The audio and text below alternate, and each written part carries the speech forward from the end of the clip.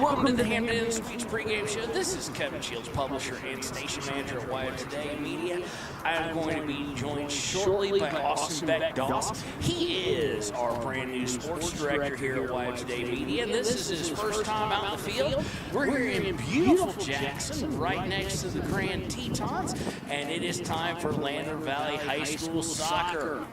Actually, Austin will be taking over as the voice of Lander Valley Soccer, so we want to welcome him to the Hampton Inn Suites pregame show. He is just now putting on the headsets. Let's get that headset unmuted. Austin, tell people hi. We're excited to have you. Yes, hi Kevin, nice to be with you. Good to be out here on a beautiful, clear, but a little chilly day in Jackson, getting ready for this first game to start. All right, and as always, we want to thank the Hampton Inn Suites for sponsoring this. Of course, this is a live stream event for us only. We don't put it on the radio. We might start to flirt with it a little bit. It's hard enough to call it. I am usually the voice of Brewerton. I'm out here with Austin. Austin's first game as well, so we haven't done a Lander Valley game ever before. So you're going to have to bear with us, folks, on names, even pronunciations. We're going to try and do our dangest to make sure we get everything right for you. We do apologize because of the conditions of their football stadium field here, Austin. We're not able to play there. No, we are not. Instead, we're on a turf field. It's a nice surface. It looks clean and clear today, free of snow. But as you said, we are not in the football stadium, so that will make our broadcast a little challenging in some ways. And the biggest challenge you probably notice is the view we have.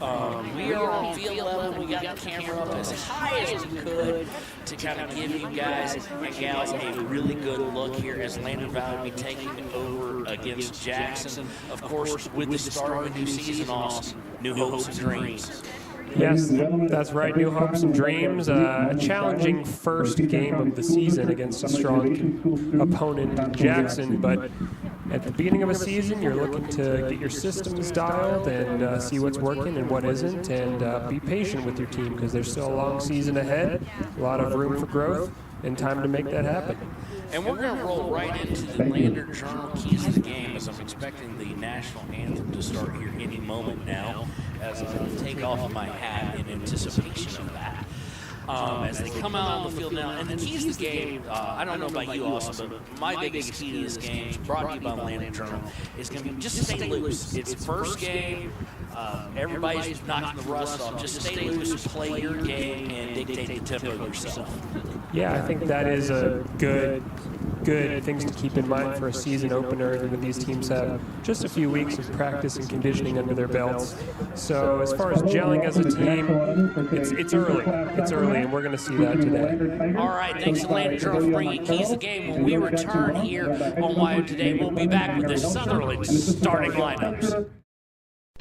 During winter storms, it doesn't take long for roads to turn slick.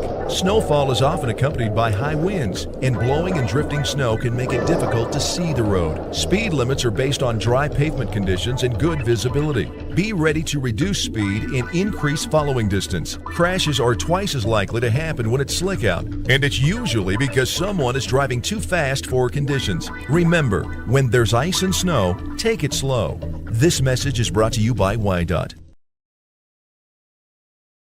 Central Wyoming College now offers Bachelor of Applied Science degrees in Early Childhood Education and Organizational Management and Leadership, with an emphasis in outdoor education, tribal leadership, or business and entrepreneurial leadership.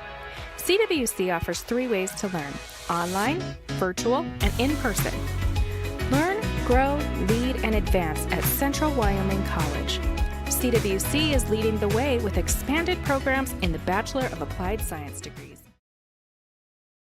You need an oil change, but you don't have a lot of time. Expressway Lubes on South Federal in Riverton and Highway 789 in Lander provide a fast, professional lube, oil, and filter change. Expressway Lubes, locally owned and proud to support our local student athletes.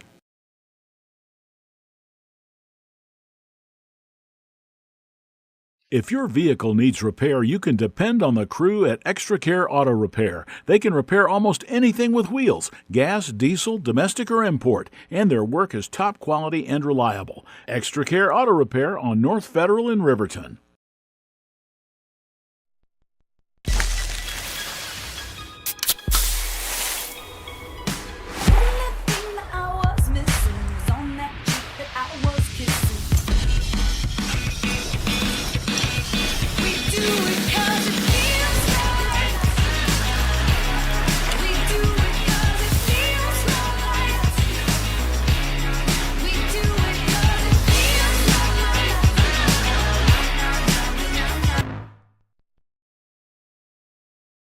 The staff and board at the Fremont County Fair wish to thank everyone who attended the fair this year. Whether you enjoyed Family Day, a night event, entered a craft show, or showed your livestock, thank you for all your efforts. We'll be moving and grooving next year, so stay tuned. A well-drawn-up game plan can be the difference between wins and losses. The same can be said about your mental health. Making a game plan to talk to your children can make a huge impact on them and help make them feel supported and listened to. The good news is, this winning game plan isn't hard to implement. All it takes is you starting the conversation and being ready to talk. If you need helpful resources and tools, you can visit FremontCountyPrevention.com. From the field, to the court, to the pool, and beyond, Fremont County athletes give their blood, sweat, and tears for their teammates and community. Why compromise that with alcohol or marijuana? Help your athlete make the most of their playing time by avoiding the dangers and impact that substance use can have on their performance and future. For more resources and information, visit FremontCountyPrevention.com. Why should your new floor come from Carpet One? Because we're passionate about the spaces our neighbors call home. We're part of your community, and we're also part of the world's largest cooperative of independently owned and operated flooring stores. So you can be sure you'll get great selection and outstanding value with every installation. Whether it's carpet, hardwood, tile, or luxury vinyl, our experts take the guesswork out of choosing the right floor. We're your local Carpet One Floor and Home, the one store for your perfect floor. And welcome back to the Hampton Suites pregame show. We're going to actually roll right into the game here, and it will be Lander Valley kicking off there, wearing their white and green numberings. Jackson in their black, and I'm partially colorblind, so you're going to have to help me out here. Austin, is that orange or red? It's orange. It's a nice, bright, vibrant reddish orange. All right, and I will try to segue into radio mode. Yes, I was about to say we're going left to right on the radio dial. But kickoff is by Lander, and they will look to strike first. Just going to trade it back and forth, going out of bounds here. Let's see here on our camera. We are zoomed out as best we can again. We are at their western fields, which have no elevated possession, so we do apologize a little bit, especially when we get to the far side of the field. Yeah, it will be difficult to get a clear view of far side, but we'll walk through it, and we're going to do the best we can capturing the game. And we'll be going through a couple of standing parents at times as well, and it's going to go far down the right side. It's going to go out of bounds. It'll go over the Lander Valley here. Right now, just a little bit of trading possession, feeling each other out. Yeah, a little bit of early game back and forth. No team has really settled into much possession yet here. A few out of bounds here on the sideline. They can't hear me right now. Roster, can you put that up?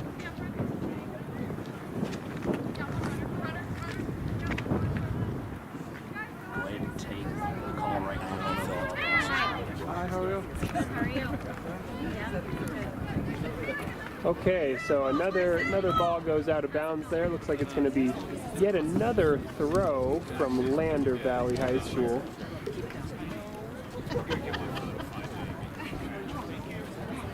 No, it's actually going to be Jackson making the throw in here.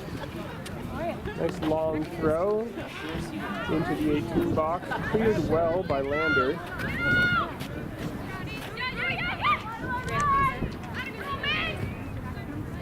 Jackson looks to get some momentum going down the right side here. Lander again steals the ball and tries to make a clearance. Jackson making a move through the middle. Some good offensive possession from Jackson here. The ball is...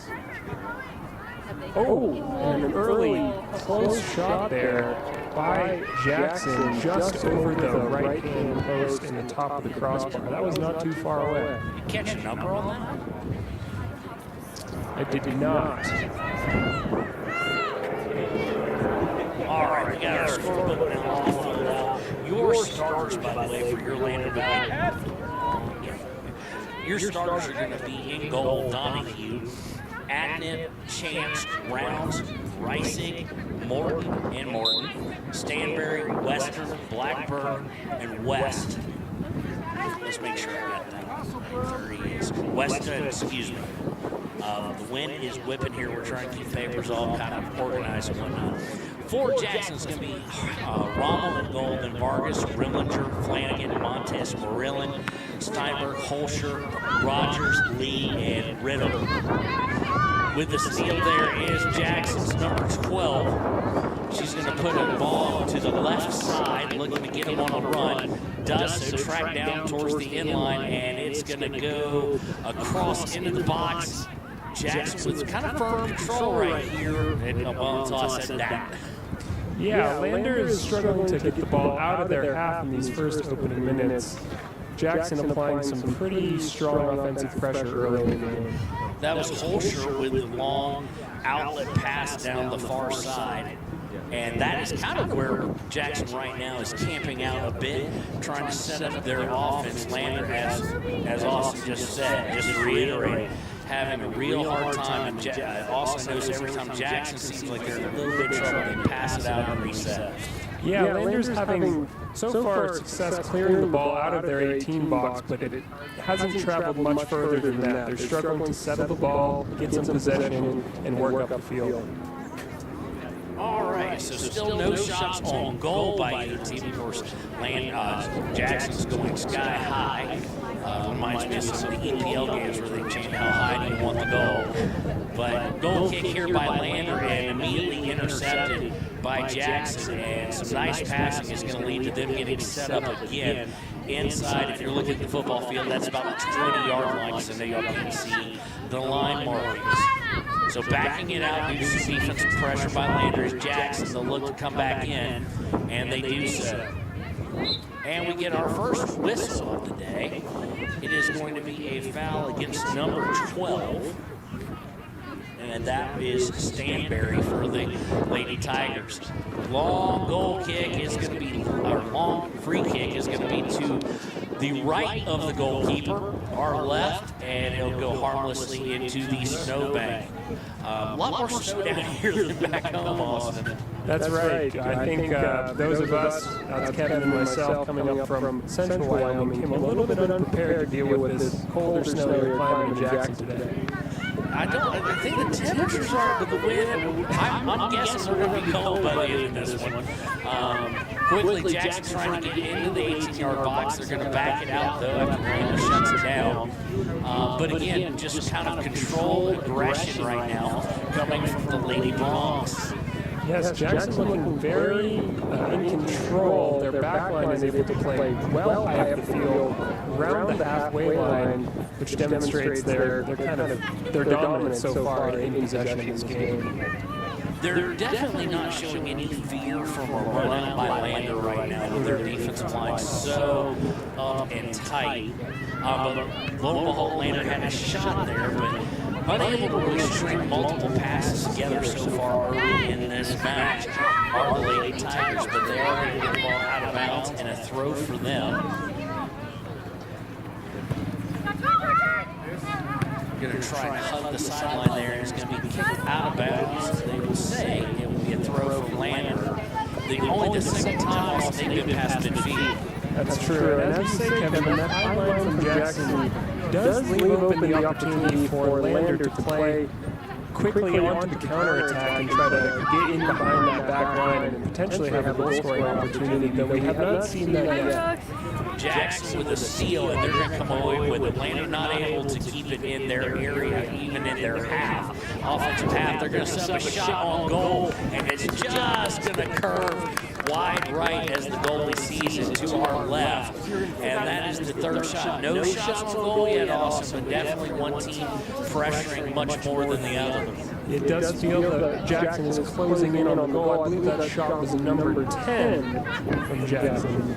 Number 10, that would be Morillon. Okay, yeah.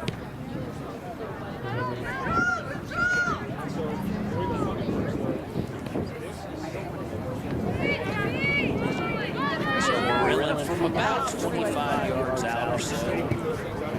Going to be cleared by the goalie for Jackson as a long pass with nobody really intended, just clearance. Jackson immediately, though, back in the pressure, literally flipped the field and lost about 60 yards in the span of 3 seconds. Yeah, as we said before the game, early in the season, there are a lot of nerves, players still getting settled into competitive play, getting their touchdown, and just getting used to, again, playing. And Jackson is a stiff, difficult opponent for Lander early in the season. I think we're seeing that. You know, Lander, in the next few minutes here, if they can get a chance to just settle the ball, make some passes into each other's feet, and get us a taste for steady play, that'll go a long way for them, I think. Well, Jackson's definitely making sure to keep their foot now on the gas. They are not giving this Lander Valley team any time to knock off Russ or to even catch their breath. They're going to have a corner kick right now. The first of the game is going to be taken and go errant, but Jackson able to get it back. That corner was taken by Steinberg. A well-worked corner there from Jackson, and they still have possession, playing it back into the middle. Partly cleared by Lander, straight back to a Jackson player. Lander really struggling to clear their lines here, and a shot and a goal! Goal is going to be scored by the Bronx. It just felt like a matter of time. Did we catch who scored that? Who scored? Jackson goal by Ruby Helsher. Goal is by Ruby Helsher. It comes with, we don't know because we don't have a scoreboard, so we do not have time. But it did come from Helsher just inside the box. So in the first period, it is now 1-0 in favor of Jackson. Yeah, very nice shot in the end there, Kevin. A quality finish into the side netting almost, into that distant far corner of the net. Some good pace and accuracy on the shot. And that all kind of transpired from that corner a few minutes earlier that Jackson had. From that corner, they were able to maintain possession and pressure and eventually score a goal.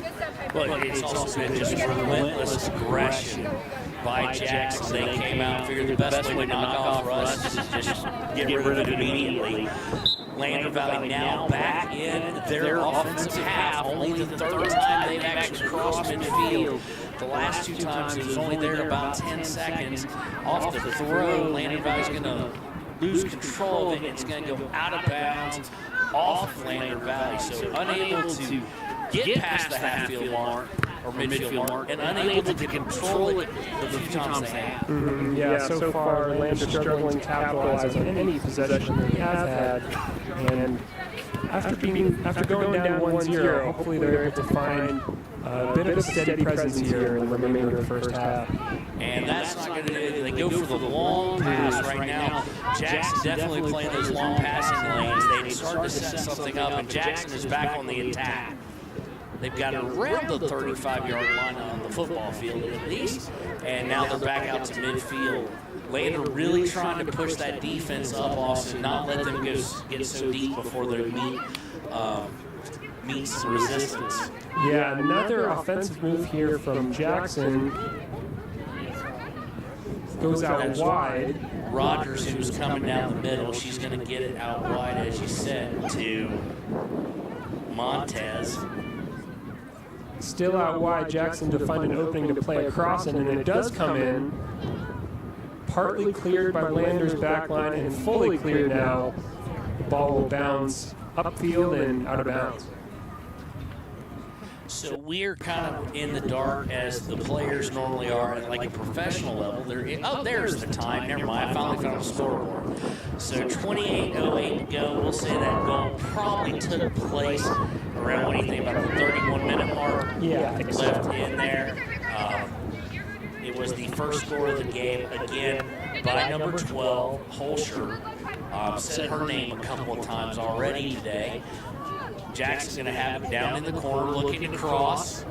Cross is made, header just a little bit too high there, Austin. Yeah, really nice ball in, though. Jackson doing very well to spread the field, using all sides of Lander's half, though this right-hand side, from a camera angle here, has been the primary danger zone for Jackson going forward. just unable to string together so far early in the season, early in the game. To string together 4, 5, 6, 7 passes, usually topping out about 3. And it looks like, Austin, what do you think about the long passes is what's really getting Lander in trouble. Every time they go for anything more than 10, 15 yards, it's a turnover. Yeah, we have yet to see real kind of accuracy in Lander's passing. Possession has been short-lived, and again, just to find a couple passes, maybe shorter distance, just to get a sense of growing into this game and feeling a little more settled, as if they have a chance to make some moves and move up the field into Jackson's half, I think would do Lander a lot of good right now if they're able to. Lander looking to come down that right side, as Austin's pointed out. That's the way they want to work now. They've got it into the middle now. Lander bunches up, double teams, and partially clears it, but right back to Jackson. Long shot on the way, and we have our first save of the day by Aislinn Donahue. Yes, nicely gathered there by Aislinn. The possession immediately turns back over to Jackson as the ball now bouncing around in the field. So you will be able to join Austin in a Mountain View this Thursday, correct, Austin? That's right. I'll be here I'll be in Mountain View with Lander in Mountain View Thursday afternoon, 3 and 5 p.m. Okay, we've got a soccer week for you. We also have a game Friday night, as it will be the Riverton Wolverines hosting Natrona County in the home opener at Riverton High School. And then, oddly enough, we take a full week break as the schools go on spring break, and then we'll be back the following. Be sure to check out Wire Today's Facebook page for updates on when and where games will be. We'll be with you all season. We're adding the vast majority of Riverton High School away games. We've done their home games the past 2 years. I think there's only 1 or 2 games that we're going to miss out on. So we are your home for Fremont County soccer for the 2 schools that haven't, Valley and Riverton. And again, short-lived in the offensive half again for Lander. Yes, we just saw the first involvement a minute ago from Jackson's goalkeeper. It wasn't much pressure from Lander, but they did manage to get the ball into the opposite 18-yard box and finally get that goalkeeper to play a role in the game. We do have a decent amount of breeze going on, so that's the wind you'll probably hear in the background. Beautiful snowy Jackson today.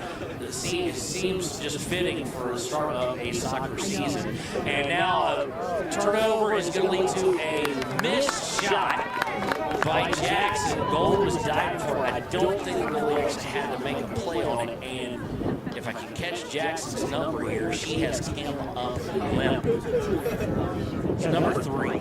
That shot was not far off. As you said, Kevin, it was difficult to tell if the goalkeeper did get a fingertip save to that.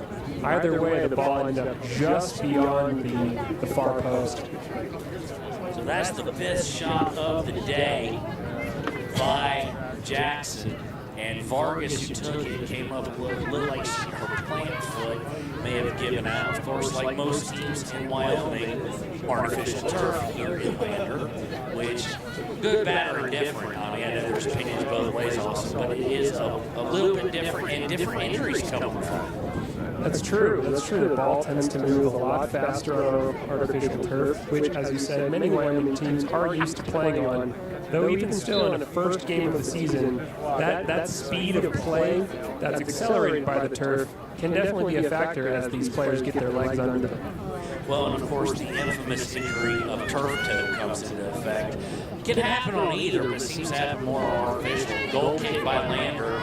Lander's going to overrun it a little bit, but get control back, and then pass it out of bounds. Last touched by Morton, and that there's 2 Mortons, so let me get you the right one there. It was last touched by Finley Morton. Of course, Mason Morton on the team as well. Both of them start. We have another Jackson throw. It's collected by number 10. Set up for a nice shot that's deflected. Lander works to clear, doesn't quite get out of danger, and finally the ball is cleared to the top of the 18 box. Jackson's going to come right back at it, though, as it was not a controlled clearance, so to speak. It was just get it out of harm's way. And they're back on the right side. There's definitely something to it, Austin. I don't think we've seen it come from the left yet. No, hardly at all. And this right side is just looking very composed, linking passes together, spreading the field well, getting deep into that corner, and making some dangerous crosses into the box. So it is going to go out. Looks like it is going to be for a goal kick for Donahue. Let's see who's going to take it. Looks like it either be Donahue or it'll be number 13. Yeah. Oh, is it? I think that's 13. Or is that 31? That's 31. That's a chance, 31. Reading it backwards there. And immediately the goal kick goes right to Jackson, and they're right back at the box before Lander able to steal it, but Jackson steals it right back.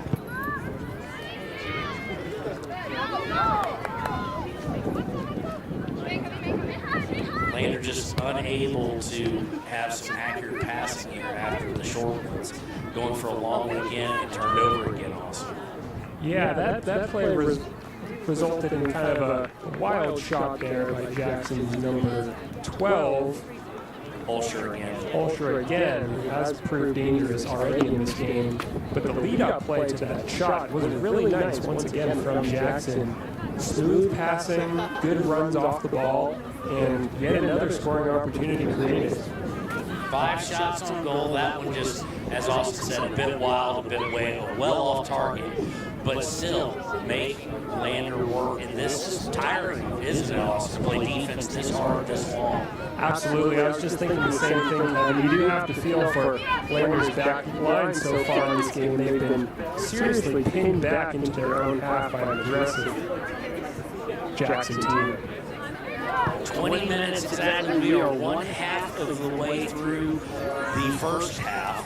We need a little bit better amount of time on that. 20 minutes and now under to go. It is 1-0 in favor of the Lady Bronx. I keep wanting to say Phillies because the Bronx teams have Phillies for the girls, but the roster here is straight from Jackson to the Lady Bronx. So we will go with that. Coming down the left side for a change, though, now, Austin, and momentum stopped, but not, and it did go out of bounds. We're going to say last off Jackson here.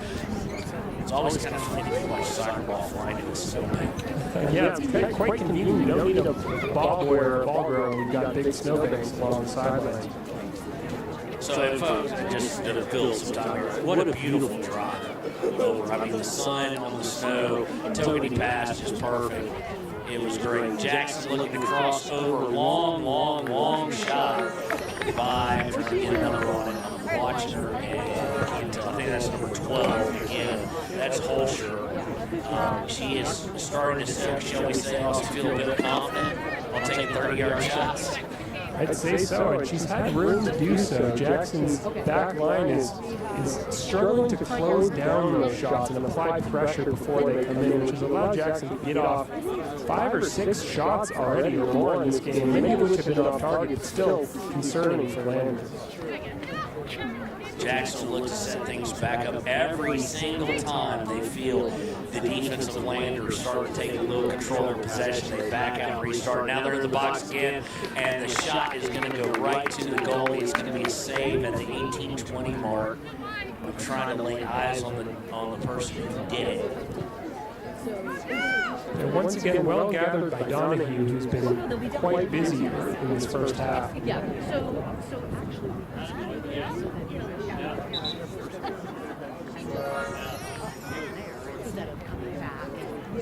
And now, once again, Lander not able to take control of it. And now the defensive line, if you will, for Jackson is pushing up even further. Now they're down, they're coming all the way up. They're still walking to about the 40-yard line of the football field. There's no sense of danger for this Jackson team right now. That shot, by the way, that was stopped by Donahue was taken by Vargas. It's a good look and a good save. So it remained 1-0. And that's the one positive note, right, Austin, is that as bad as Lander has come out of the game, or as good as Jackson has, I should rather say, is it's still only one goal game. Sure, yeah, one goal that is early in the game. Not a huge margin, something that a Lander team with increased momentum here late in the first half or into the second half can overcome, but they will not want to concede much more than that if they can help it. And right now it looks like they are the most likely team to concede the next goal in this game. And a free kick after the whistle by the referee is going to be taken by Jackson. It looks like Vargas or Holster's going to take it. Now Holster's going to be the one to take it. There's Holster and Vargas with the two, as far as quantity of shots, two that led the way. Holster, of course, with the goal at the 31-minute mark. Given the lead, Holster's going to go straight for a goal, and it'd been almost better if it was a field goal attempt in football. Good 4 to 8 feet over the goal. Holster did not quite get over that one. That was a dangerous free kick just outside the box there, and going for goal, you definitely understand why you want to do that, though. That one did not quite pan out for him. And off the goal kick, immediately taken away by Jackson. They're doing a phenomenal job of anticipating the mid-range and long-range passing attempts by this Lady Tigers team. Yeah, you have to say, though, Jackson's back line hasn't had a ton of work to do. They've played really well in just being a steady presence back there, dealing with whatever balls do come their way, maintaining possession, and just giving a good anchor to their team going forward. Just saw an unforced error, if you will, on the throw-in by Brinley Hammond. She lost her grip on it, and it went out of bounds right off of her. Went basically straight up and back down. Hammond just having recently checked into this game for the Lady Tigers. Now you gotta say this much, Austin. Jackson tried the left one time, and ever since they've been, forget this, we're going back right. Yeah, they've had a lot of success on this right-hand sideline, and I think they're feeling like they might as well keep pressing because they've been able to penetrate along that outside lane over and over and over again. We've got a substitution now. Dang my aging eyes, I can't tell who's coming in, what number that is. I do see that it's number 11, though, for ladies who see the green and white uniform and orange and black. Number 11, of course, is Blue Blackbird. She started the game, she's coming back in. She's replaced number 4. That would be, number 4 would be Grace Ball, who had checked in at the same time that Hammond had. Oh, Lander with an opportunity here, and cleared away by one of Jackson's center backs almost immediately. And two very nice 25-yard passes immediately puts the pressure back into the offensive half of Lander.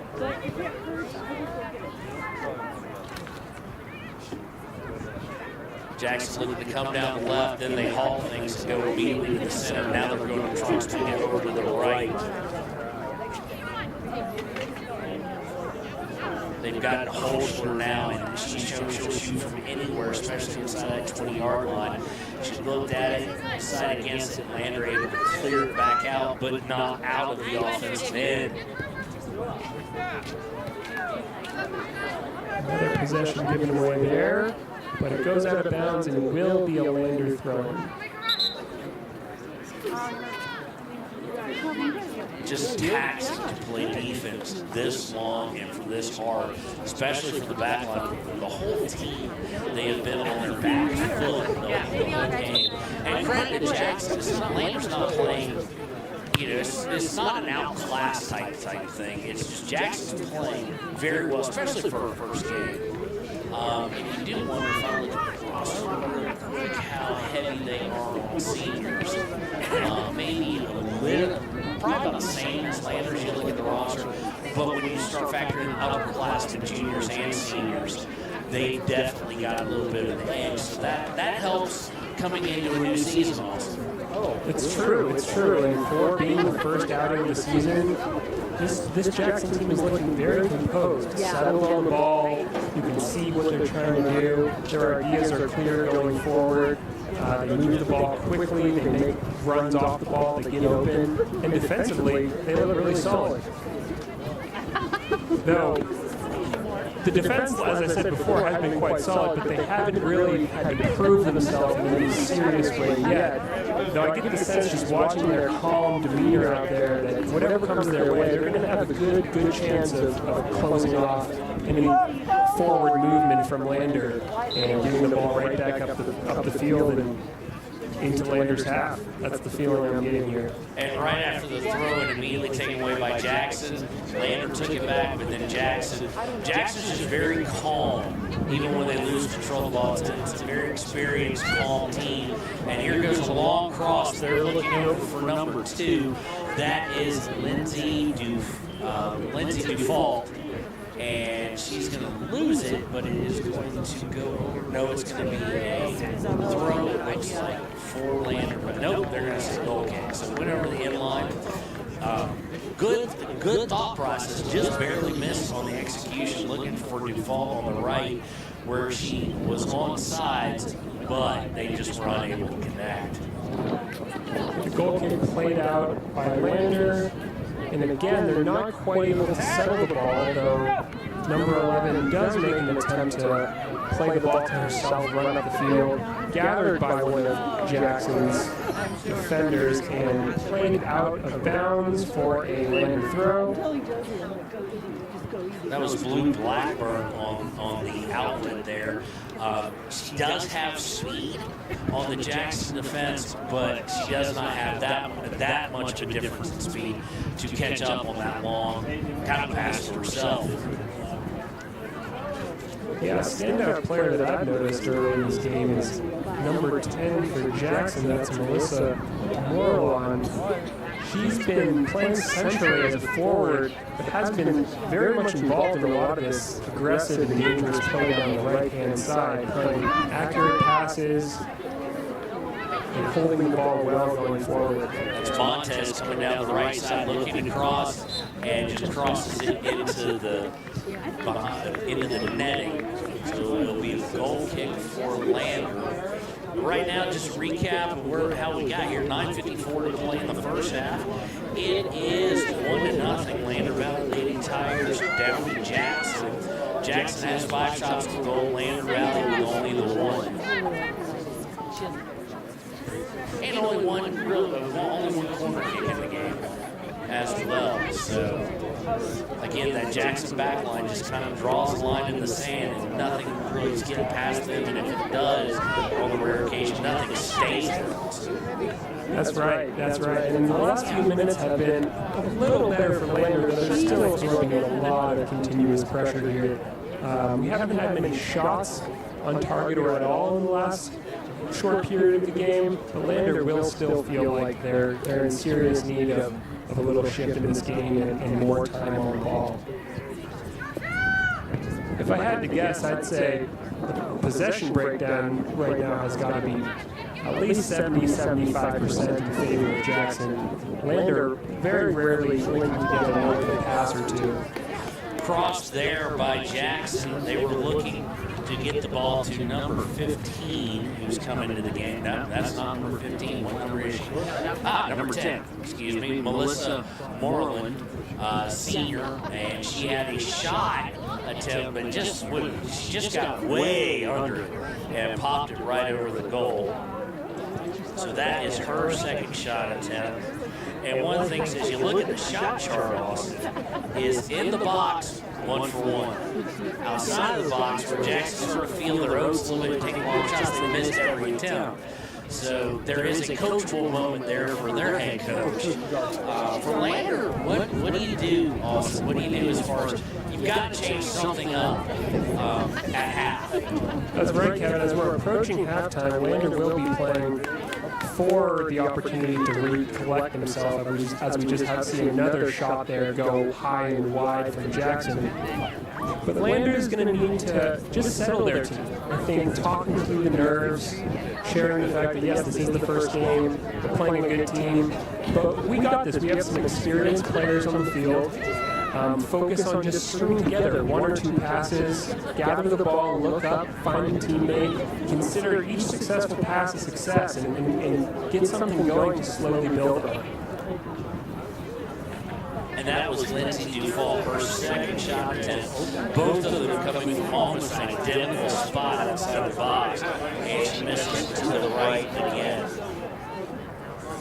Yeah, as you mentioned before, Kevin, if there's one element of Jackson's game that we've seen not to be fully developed in this first half as they're finishing. A lot of shots, not a lot of shots on goal. If they can dial that in and put some pressure on the net, Lander could be in trouble in the second half.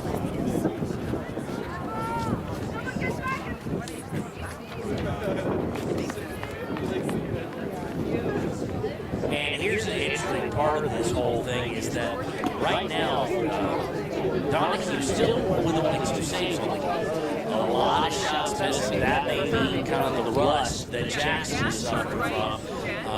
She saved 2 of them, allowed 1 through, and that's where we're at. Lander, as defensive as they had to play, as much as they've been camped out, they're still only down 1. But you do worry about conditioning in the second half and a bit on those back heels for sure. Yeah, I do feel that some of that fatigue is beginning to show in Lander. They do look a little slower to get the ball here late in the second half after really tiring themselves out, putting a difficult but ultimately strong defensive performance as the ball rolls back to Jackson's goalkeeper and cleared away.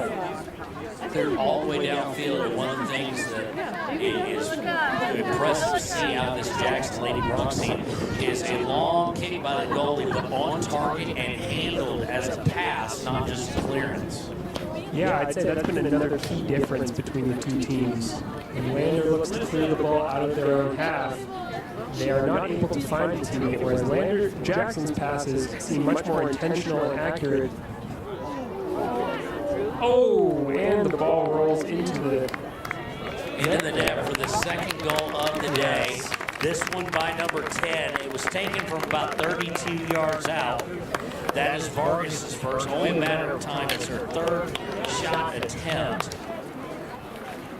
Comes with 5 minutes almost exactly. About 5:02 when the shot went in. And that now becomes a big concern. 1-0, okay, even with the way things have been played out, but now 2-0, and you know even with only 4:45 left, Jackson's going to smell the blood and water, so to speak. Yeah, 2-0 is not an ideal margin going into halftime, especially when you've been absorbing so much pressure and used a lot of energy just to keep the score like that. And a shot from Lander bounced initially, ultimately gathered by Jackson's goalkeeper there. That was Mason for Lander's first shot on target of the game.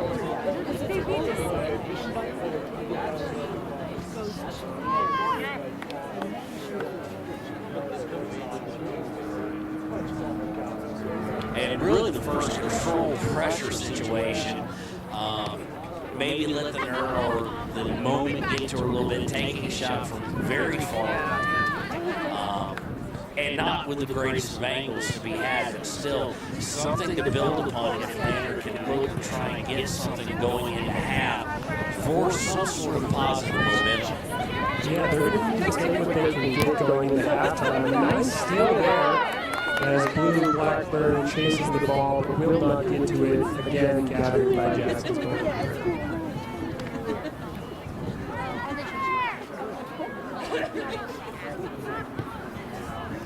Just to revisit that second Jackson goal, Kevin, that shot came from well outside the box and was nearly saved by Donahue in goal. Now, ultimately, it did break through her fingertips and roll into the back of the net.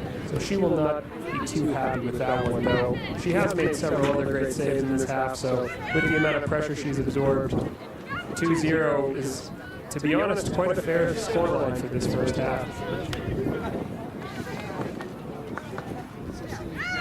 And Donahue finds a teammate well in the center of the field, quickly what do I need to do? recollected by Jackson, who settle the ball, play it out wide left, hold on to possession very well once again. Yeah, it looks like I'm picking up on the camera as well. More good work from Jackson's number 10 there in the middle of the field. They've strung quite a few passes together nicely here, playing side to side, and Lander not quite able to deal with the pressure, although eventually cleared out there over the sideline for yet another deep in the corner Jackson throw-in.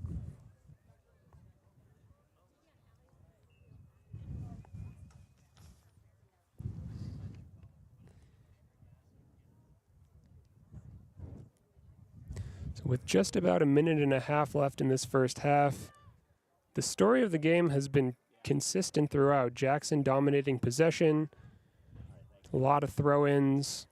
Their back line is pushed way up the field, holding a steady line that Lander has just continuously struggled to break through.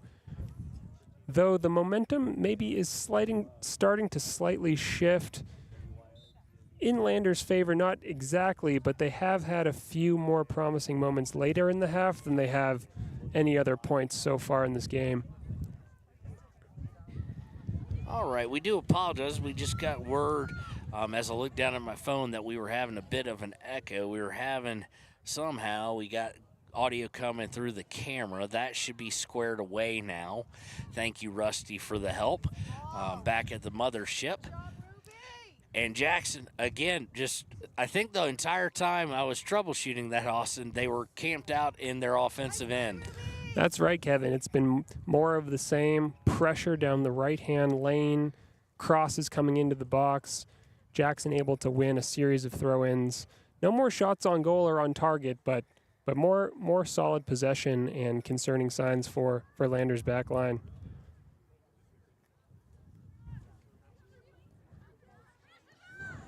And there's 24 seconds left in the half, and Lander's got a bit of a break here. Going to try and look to even it up, and that back line just uses the speed. On the breakout was number 30 for Lander Valley. That would be Hadley Weston. A nice run from Weston there. Managed to break through Jackson's back line. And now Lander has the ball, but unfortunately, none of that occurred until about 45 seconds left, and that's going to do it for the half. So we got to update our score too. We're getting all sorts of wonky here. So it's 2-0 at the end of the first. We'll be back with the United States Marine Corps. Hold on, let me get that up. I'm trying to see through a glare here, so I do apologize. We'll be right back with the United States Marine Corps halftime show here on WYO Today. Visit Lander Gambles to make your home feel like new. They will beat any competitor's price. Stop by to speak to one of the sales agents or visit LanderGambles.com. Lander Gambles will help you find the perfect product that fits your budget and lifestyle. Lander Gambles, 420 Main Street, Lander, Wyoming. Your car or truck is an investment. When it needs repairs, you need someone you can trust to do the job right. Take it to Gunners Automotive. They repair all makes and models of cars and trucks, from oil changes to brakes, tires, and more. Gunners Automotive, 856-2288. High Plains Power is a Touchstone Energy cooperative. What does that mean for you as a Rural Electric Association member? It all comes down to 7 principles: open membership, one voice, one vote, member benefits, independence, education, cooperation, and community. To understand how it all works, we're headed back in time. In 1879, electricity was in major cities, but rural areas were out of luck. In 1935, President FDR made it possible for companies to build power lines to unserved areas. By the time we hit 1941, some 400 electric co-ops had been organized to serve rural America, just like High Plains Power. For more information, visit highplainspower.org. Why should you choose Lander Medical Clinic or Western Family Care for your health care? In addition to 4 locations in Fremont County, they also provide telehealth. Telehealth can be your go-to answer when you're out of town, on the road, or just can't get to urgent care. All you need is a good internet connection. To schedule a telehealth appointment, call 332-2941 today. That's 332-2941. Lander Medical Clinic and Western Family Care. With telehealth, they're putting your health first every time. Natural Health Solutions offers treatments for a variety of conditions, along with nutritional counseling, chiropractic, acupuncture, and more. Treatment plans designed individually to optimize your health. Call for an appointment, 856-8181 today. Papa Murphy's is proud to sponsor this week's Player of the Game. For a limited time, enjoy a Papa Murphy's barbecue chicken pizza made with KC Masterpiece barbecue sauce. After the game or anytime, you can't beat the fresh ingredients and authentic flavor of a Papa Murphy's Take and Bake Pizza. And you know it's baked right every time because you baked it yourself. Papa Murphy's on North Federal in Riverton. Drop in or order online at papamurphys.com. Go Wolverines! When repairs are complete after a collision, you expect your car, SUV, or truck to look like new. That's the service you'll receive at Stork Auto Body in Riverton. Professionalism and meticulous attention to detail. You can depend on Stork Auto Body, 841 Miniweb Avenue, Riverton. At Teton Therapy, our people make the difference.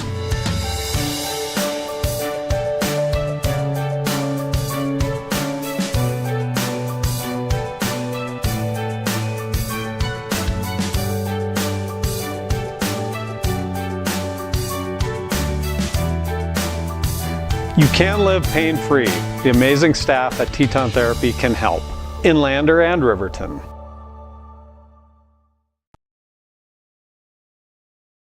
Are you a caring person that wants to help but not sure where to go? Wyoming Senior Citizen Inc. is looking for caregivers across the state. Call 307-856-6880 to find out more information. They would like to wish all Fremont County athletes good luck this year. At some point, everyone is a pedestrian. When you're driving, yield to pedestrians. Wear light clothing. Walk on a pathway instead of the road. Look out for pedestrians. Avoid distractions like your phone. Look out for pedestrians, they're everywhere. We are the Wyoming Indian Lady Chiefs. We need you in our stands. Wyoming Community Bank is ready to serve you. Stop in at any one of their branches located in Riverton, Lander, and DuBois. A bank that is owned and operated by the locals of Fremont County. Wyoming Community Bank. They're here to help you. And welcome to the United States Marine Corps halftime show here on WYO Today. And it has been interesting to watch as Jackson came out in seemingly midseason form. They lead 2-0 over the Lander Valley Lady Tigers at the half. That's right, Kevin. It has been a very much one-sided game so far, the scoreline of 2-0 in favor of Jackson. And Lander has an opportunity now at the halftime to just talk amongst themselves, settle a little bit, maybe calm some nerves, and strategize for a second half that is likely to be difficult. But if they can find a way to just apply some more pressure, play tighter defense, they should have an opportunity to at least improve on their first half, which on the first game of the season should be considered a success. And at the end of the day, it has been all about the number of shots on goal. Jackson with 10 shots on goal, converting on 2 of them. One from the right side of the box, one from far out left. Hoschler and Vargas, as you would expect, netting the 2 goals. Lander with 2 shots on goal, and that may be being a little bit generous. The goalie got involved twice on shots, really only one of them dangerous. Those coming at the That one coming at the the 4:17 mark off of number 12, Mason Morton being the one, and the second one being earlier in the game, coming on the back of I've got the wrong number written down. So nonetheless, for Jackson, it has been the show of Vargas and the show of Hoschler, both of them with 3-shot attempts apiece, netting 1. Although we've seen it, they kind of got the one in the box, Austin, then they started shooting from outside. Yeah, we've seen, I would say, almost complete performance from Jackson. And if we were to have one kind of critique or point out one place where their game could be improved going into the second half, it would be their finishing. They've had a lot of shots, but as you said, most have been outside the box, and a lot of those shots have just been well off target. And I imagine during this halftime break, that's what they'll be saying to themselves. You know, we've played well, we've been solid defensively, we've had a lot of chances, but the finishing could use some tightening up on their end. Donahue in goal for Lander Valley does have 2 saves on the day. She has a save against Vargas at the 18-20 mark and against Holscher at the 33-minute mark, right before the scoring kind of started. So that's kind of where we're at. We'll see what both these teams want to do. It is early in the season. Do they want to experiment with some lineups? Do they want to change some different things? We've seen countless times from the school on the other side of the county, so to speak, where at half they automatically switch goalies at times. So we'll see how that all plays out and what it looks like in the second half. But we've got about a minute 45 left until that second half. It is 2-0 Lady Bronx here over Lander Valley Lady Tigers on WYO Today. From the wide open spaces to the canyon near you, Wyoming.com is reaching more homes and businesses than ever before. For more than 25 years, we've aimed to provide the best internet and phone service to meet the needs of our customers all across the great state of Wyoming. Now it's getting even better. Wyoming.com, expanding to an area near you. Wyoming.com. We're out there.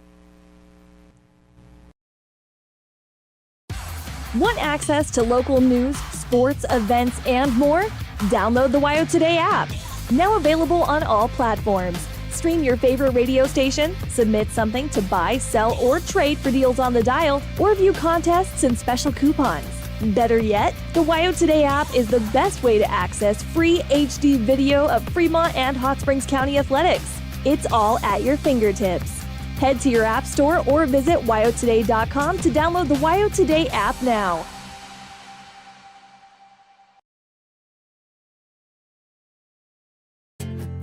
From one corner of the state to the other, over 82% of Wyomingites wear their seatbelts. And to the 18% who don't, we say, let's buckle up for life, Wyoming.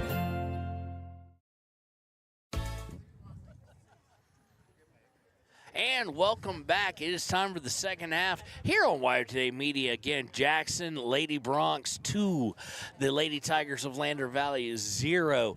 And what would you like to see, Austin, in the second half coming from the Lady Tigers? I think the second half poses a good opportunity for the Lady Tigers to experiment a little bit with their lineups. Having gone down 2-0, the game is not totally beyond their reach. It's a scoreline that does not mean the game is over. But that said, it's also an opportunity. They haven't played all that great, you could say, in the first half, but now they have a chance to maybe try some different personnel, some different lineups. And being the first game of the season, I'd like to see them just use this opportunity of the second half to work out some kinks, improve on the first half, try some different lineups, play the ball around the field, and just get in the game. And if they are able to be competitive, put some pressure on Jackson, link passes together, and increase their possession in this game, I think despite the outcome, whatever that may be, they'll consider that a success going into the rest of their season. Well, and if I'm Mary Holscher, the head coach of the Jackson Lady Bronx, the first 5 minutes are very important to me. I want to put another goal in the back of the net and kind of just kill any kind of halftime confidence coming out. Conversely, it's a very important first 5-10 minutes for Lander Valley. That's right. The beginning of the second half will be very important in terms of the outcome of this game. If Jackson is able to continue that pressure, get another goal on the board early, that 3-0 scoreline will be very difficult to come back from for Lander. So for both teams, it's going to be a telling first few minutes here. All right, well, because Lander started with the ball, it will be Jackson. Let's see how they handle their kickoff. It looks like they indeed do have a new goalkeeper. That is going to be number 0 for them. That's Raina Rhodes. So that is at least one of the changes we know. As we get ready for the kickoff here, I must say again, it is an absolutely beautiful day in Jackson. We have the sun on our backs and mountains in the backdrop. It's a gorgeous scene for some afternoon soccer. And Addie Rounds is actually going to switch over to goalkeeper now as well as Donahue and Rommel for Lander and Jackson respectively. Their days are done in the back of the net. So Jackson will start with the ball, and let's see how quickly it takes them to work their way up. And they turn it over, so the good start, good omen. Yeah, here's an opportunity for Lander to get some possession in Jackson's half early in the second period here. Jackson takes it away off the throw-in and will methodically look to go all the way over to their guess which side, Austin, the right. That's right. That's been where they've played most of their game so far. It seems to be a strong part of the field for this Jackson team. Taken away, though, by Lander, and they'll start to work it down, but it will go out of bounds, last touched by the Lady Tigers.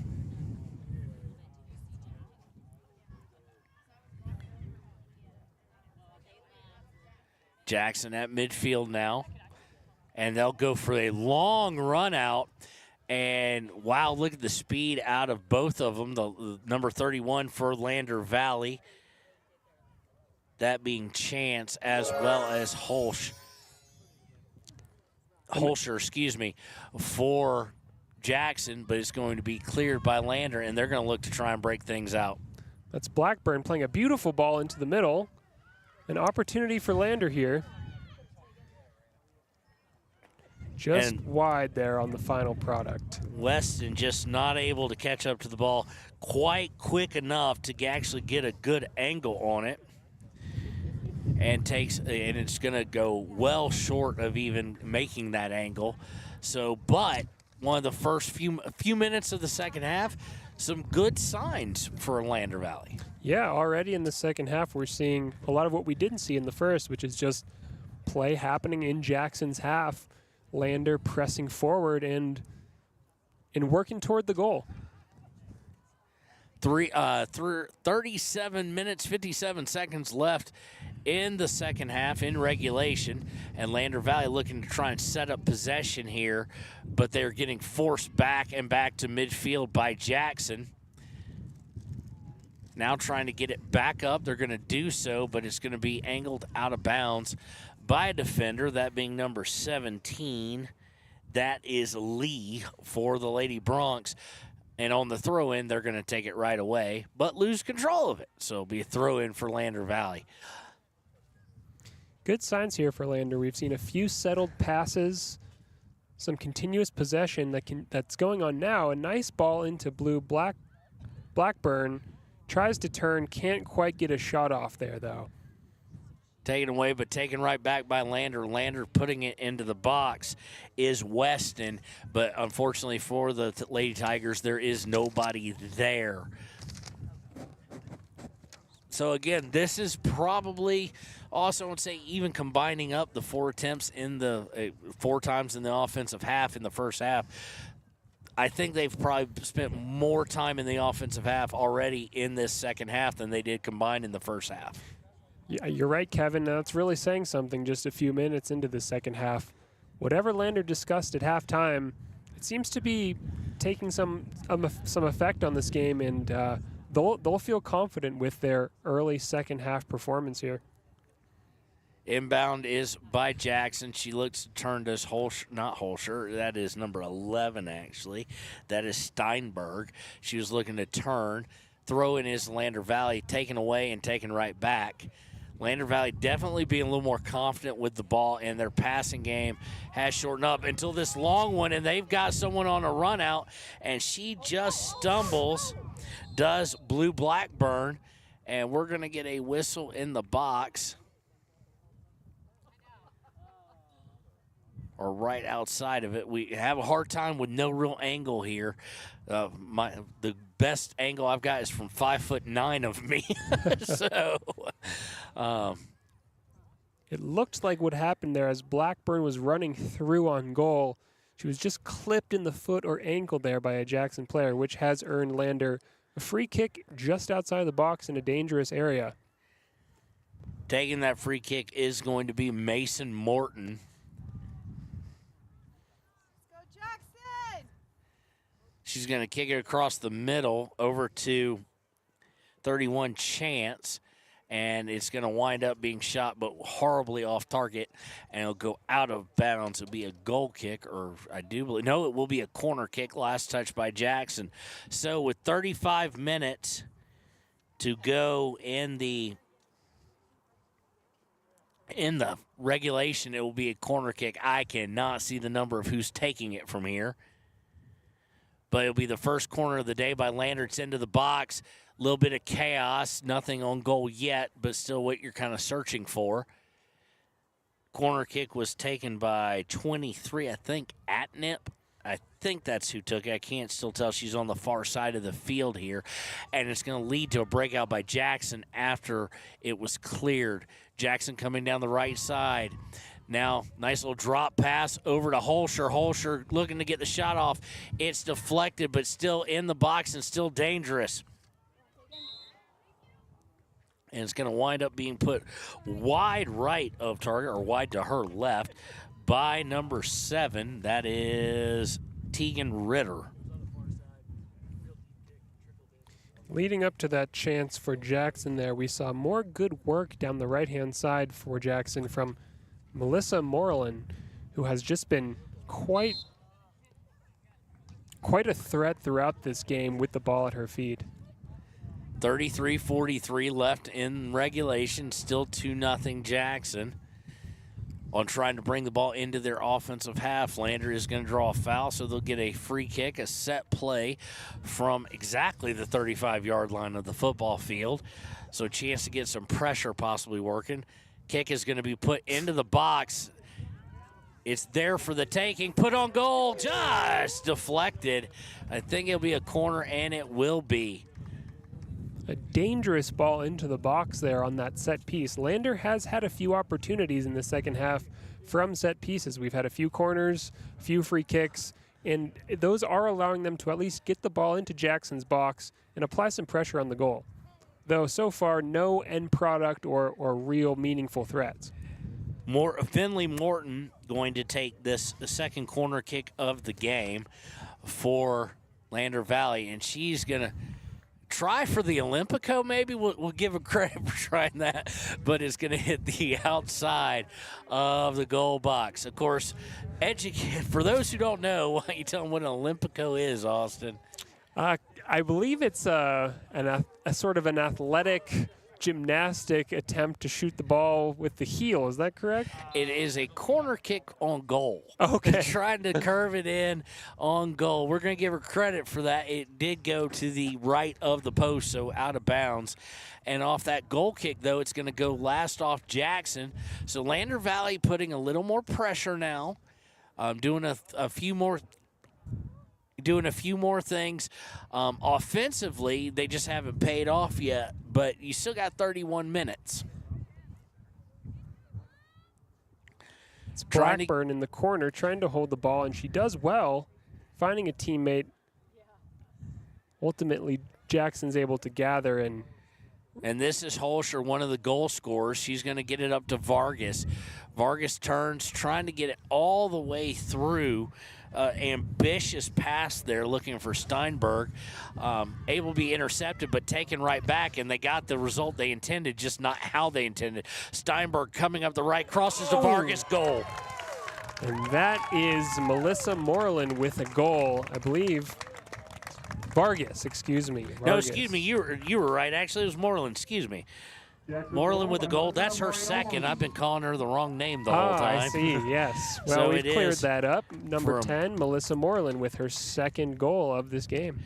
And we were talking about Lander Valley's halftime adjustments. Notice the first shot on goal of the second half by Jackson comes deep inside the box, just like their first one in the game. Yeah, that was set up really nicely with a solid, confident finish from Moreland, though it was more of a counterattack from Jackson than some of the early first-half dominant possession-based offensive chances that we saw earlier in the game. They've kind of showed a different element to what their team is capable of here. So now under 35 minutes to go in regulation, it's that dreaded 3-0 we've kind of talked about earlier. That is Moreland's second. This one was assisted. I actually caught the assist on this by Steinberg. Happened at the 31:05 mark. She's now one shy of the hat trick.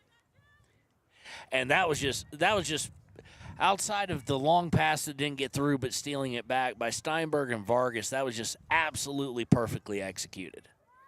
It was, yeah. Quick, rapid counterattack, getting up the field before Lander really had a chance to set up their back line and get into a defensive shape that would protect them from that dangerous move. And it paid off for Jackson.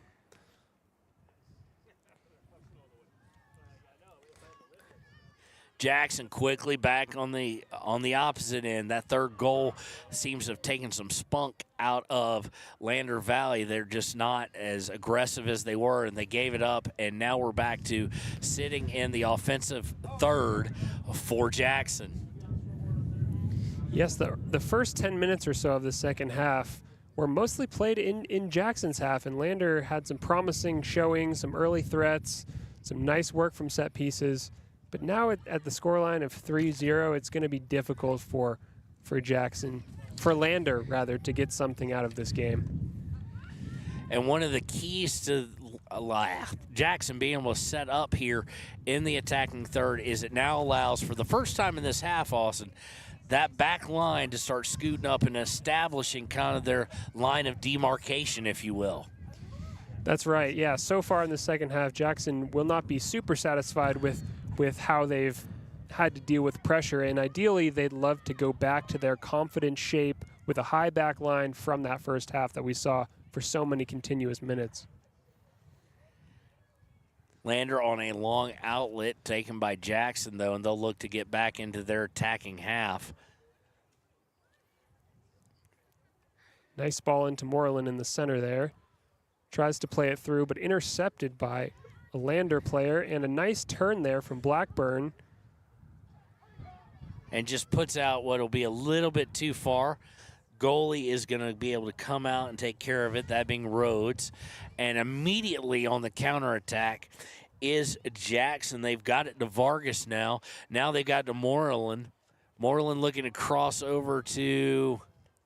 Trying to lay eyes on the number is Steinberg, who had the assist on the last goal, and she is camped out on the right. She knows what she's doing there. She tries to just side kick it in.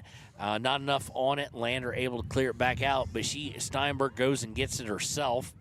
She gets to Hoschler. Hoschler, long shot on goal, and the save is made by Rounds. The ball will fall to Blackburn here, going the other direction. She attempts to keep it in play, but just quite lets it roll out. Jackson throw. So 2 shots on goal now in the second half for Jackson, one of them on target. 27:09 to go in regulation, 3-0. And that third goal really seems to have taken a lot of the fight out of the Lady Tigers right now. Yeah, Moreland for Jackson has just been a lot to try to deal with for Lander. She's a forward, but she seems to often drop deep, link up play, and create opportunities for other players, though she's also managed to score 2 herself. Speaking of her, they've got it to her on the right side of the box, looking to cross it. Puts a shot on and just not on, just barely off target. Looked good from our angle, but that shows her legs are a weapon. There's no other way to say it. Another dangerous shot there. Just almost went for the chip over the top of the goalkeeper into the far post, and it wasn't far away. That's a technically difficult shot to make. Audacious to attempt. And off the goal kick, it's going to be taken right by that back line. Saw the back line this time in the form of Rimlinger do something I haven't seen Jackson do a lot of all day, which is concede the positioning and just kick it out of bounds. They have been very confident even backing up, and Hoschler now has it. It's going to get it over to Lee. Lee looking inside for Moreland, excuse me. We're going to get it right at one point. Moreland, and they're going to get looking for a long outlet pass, but that back line, again, there's there's just a comfort level, Austin, with that back line. Even with their backs turned, even when chasing, they seem to be still very relaxed. That's right. Despite the strong offensive performance from Jackson, speaking of which, we have an opportunity here, but it's offside. Offsides on the pass from Moreland to Steinberg. As I was saying, Jackson's offense has been quite solid, but in some ways the secret star of the show has been their back line, which, as you said, Kevin, has just demonstrated a lot of maturity, being stable and calm in possession of the ball, passing the ball under pressure and maintaining possession even when Lander players are bearing down on them. So once again, off of a goal kick. One of the differences right now is the goal kicks for Lander, I mean, and it's getting a little nitpicky there, I know, or just how far can they get it. Jackson seemed to be with a purpose, and you see them fielded cleanly. That sets up kind of where they want to be, and you can tell the most comfortable level for Jackson is with that back line up past the 50 and just kind of doing what they're doing now. And if you notice, Austin, they've gone from 3 on the back line to now only 2. That's right. Which, even at a scoreline of up 3-0, Jackson is feeling confident enough to push a lot of players forward, and they're certainly looking to continue to score here. They're not sitting back satisfied with their 3-0 lead. Well, and speaking of that, just missed a shot there as we heard the collective groan from the Jackson partisan crowd. A reminder that we'll take a little bit of break, get some bills paid here between games. As far as, well, unlike basketball, we don't stop as much, get some of our commercials played. They're the ones who make all this possible. And then we will be immediately following up with the boys' action. And I anticipate the second half is going to be chilly. Yes, we're still enjoying this nice warm sun, but it is falling lower in the sky, and both Kevin and myself are anticipating a cold future this evening. Didn't think about that when I was loading up what I was bringing to this game. I just thought, at 5 o'clock it'd be like 58 degrees. We'll go home and be perfectly fine. We brought everything except warm hats and big puffy jackets. So now Lander trying to make a push. The outlet pass, it looked like Blue Blackburn there just kind of ran a little bit out of gas. She had a long way to go, and she was catching up with the defender, but the defender able to make a move on the speed, just get a little more giddy up in her gate, and she got to it and was able to get it out of danger. We have our substitution of the second half for Lander. It's going to be number 4 coming in. That is Butler. It's her second time seeing action today. Inbound by Lander, one pass, and then taken away by Jackson. Jackson gets it to Marilyn. Marilyn looking to get it centered up, does so, and now they'll go all the way over to the right. Another nice ball out wide and right from Jackson, too. A player that's just been a consistent outlet throughout this game on the far right, deep in the corner. And we're going to see a free kick here. It's going to be taken, it looks like, by Hoschler. Hoschler, 1 goal on the day. It was the first one of the day. It has a cannon for a leg. Will set up on the far right side after the foul by Lander Valley. I don't think they drug her to the ground. I think they drug number 9. But the goal is on target, and it goes into the goal next to the goal. The goal behind the goal that the boys seemingly are either JV is playing or it's a warm-up, one of the two. But it is off target, off the free kick there. And that is Hoschler. You can tell she's given the free rein to do it. She just hasn't honed in the long shot yet. Of course, her 1 goal in the game coming from inside the box on the right side. And another shot there from Moreland just hits the outside of the side netting. But yet another shot from Jackson. So that's now 6 on the second half. It is 16 shots on the day, converting on 3 of them. 20 minutes, 39 seconds left in the regulation. Lander will look to clear, unable to do so, though, as that back line, one of the two defenders comes up and just puts it right back in. Lander looking to steal it, unable to complete that, though, and it's going to be picked up by Montez and then cleared by Lander all the way out.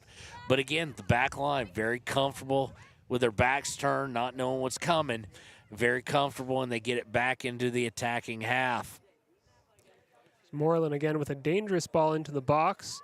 Moreland to Montez. Montez crosses it over, and lucky for Lander, nobody home. Really nice ball from Montez, just no one on the end of it there.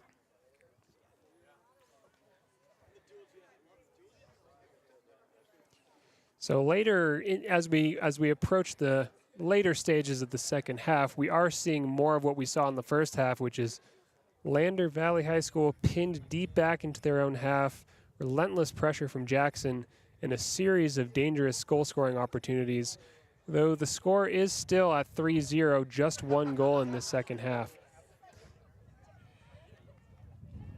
Lander gets it into the offensive half, taken right back by Jackson, though.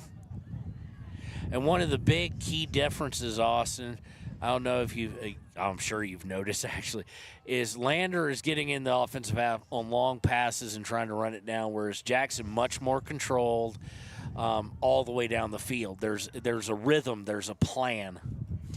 That's right. When Lander has an opportunity on the ball, it seems like the pressure from Jackson causes quick turnovers, and they're able to get the ball back. Here comes a corner from Jackson into the box. Hoschler with it, and she just kicks it just a little bit too far. Third corner of the day put it on the wrong side. Second corner of the day. This one first one of the half for Jackson, and it's going to somewhat go completely out of danger. Looking towards the upper end of the box, and just went a little bit too far with it. So far, I'm just glad we haven't seen what I consider the bane of my soccer existence, which is the short corner. I despise the short corner. The short corner is a polarizing event. I don't see the point in it. Yeah, I mean, I guess there are applications. There are moments in which it could be killing time up 5. that certainly is one. So Montez with it after the throw in by Lander, and nice first touch there. Gets it to Hoschler, and now she's inside the 25, which means at any point in time she may wind up with a shot. Instead, she gets it to Steinberg, back to Hoschler. She's over in the corner. Going to be hard for her to get out of it. She's kind of bailed out by Lander as they pass it right to one of the Jackson midfielders. But, again, goes to that back line, gets eaten up by the Lady Bronx defensive line, and pushed right back forward. So after about 5-6 minutes of good play in the second half by Lander keeping things in the offensive half, they've now allowed Jackson to set up with that back line where they and it is almost like a war. It's like a demilitarized zone where nobody goes, and they just eat balls for a living. Yeah, we've really seen the importance of gathering the ball in the midfield. That's where possession tends to be most commonly won. And Jackson just repeatedly is first to the ball, quick to settle it as another cross comes in, but will go out wide and touched out of bounds there by Lander Valley. It's a Jackson throw-in. So it looks like, judging from here, they have very small numbers on their front. It looks like it's Montez. She's going to inbound it. No, it wound up with Montez at a later date, so that wasn't her inbounding. So now they get to Hoschler. She's on the left side. She's going to look to shoot. Goes right into the chest of Mason Morton for a blocked shot. Winds up getting cleared all the way back to that defensive line again, though. Repeatedly, just able to force it back and have no nerves about it, have no anxiety about the fact when they are pressured at all. And that, to me, has been one of the biggest differences in the game is the calm, cool collectiveness of the Jackson Lady Bronx back line. Now they're going to be tested a little bit on a long pass. Was looking for blue-black Blackburn, and just a little bit out of her range and scooped up by the goalie. Now a steal in their offensive end. They're looking to get it to Blue again. She's going to have it on the right side, and it's going to be kicked out. They're going to say last touch by Blackburn. She's waving over at the sideline. You do wonder, is that the code for I need a breather or whatnot? But throw-in is going to be by Jackson, and here they come. Lander's back line backpedaling. Morellin now going to have it, going to take a shot. Could have been a handball there. I'm not sure where it hit, but it hit in that area. But nonetheless stopped and kicked out of bounds by Lander. It'll be a throw-in by the Lady Bronx. Good defensive work there from Lander to get in front of that shot and pinch it off before the goalkeeper had to get involved. And that's exactly what Blue wanted. She's coming out of the game now. Weston's coming in.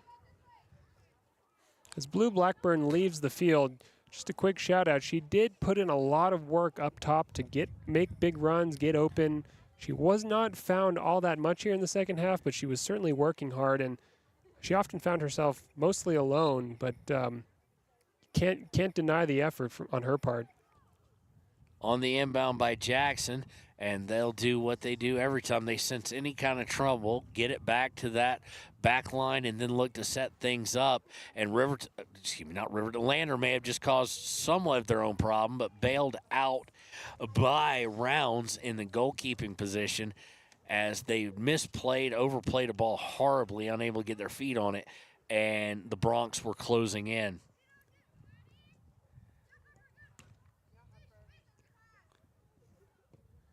Now the question is how deep in the first game do you go into your bench for both teams? How much experience do you want to get?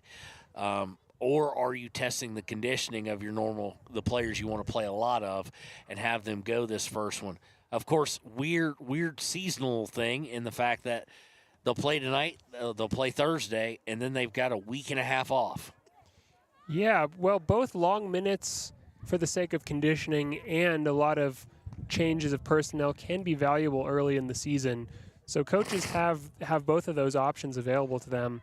It seems in this game we've seen a lot of players play long minutes, which does suggest to me that both coaches are interested in just getting minutes in the legs of some of their starters, allowing their teams to see a lot of play and settle into the long season to come.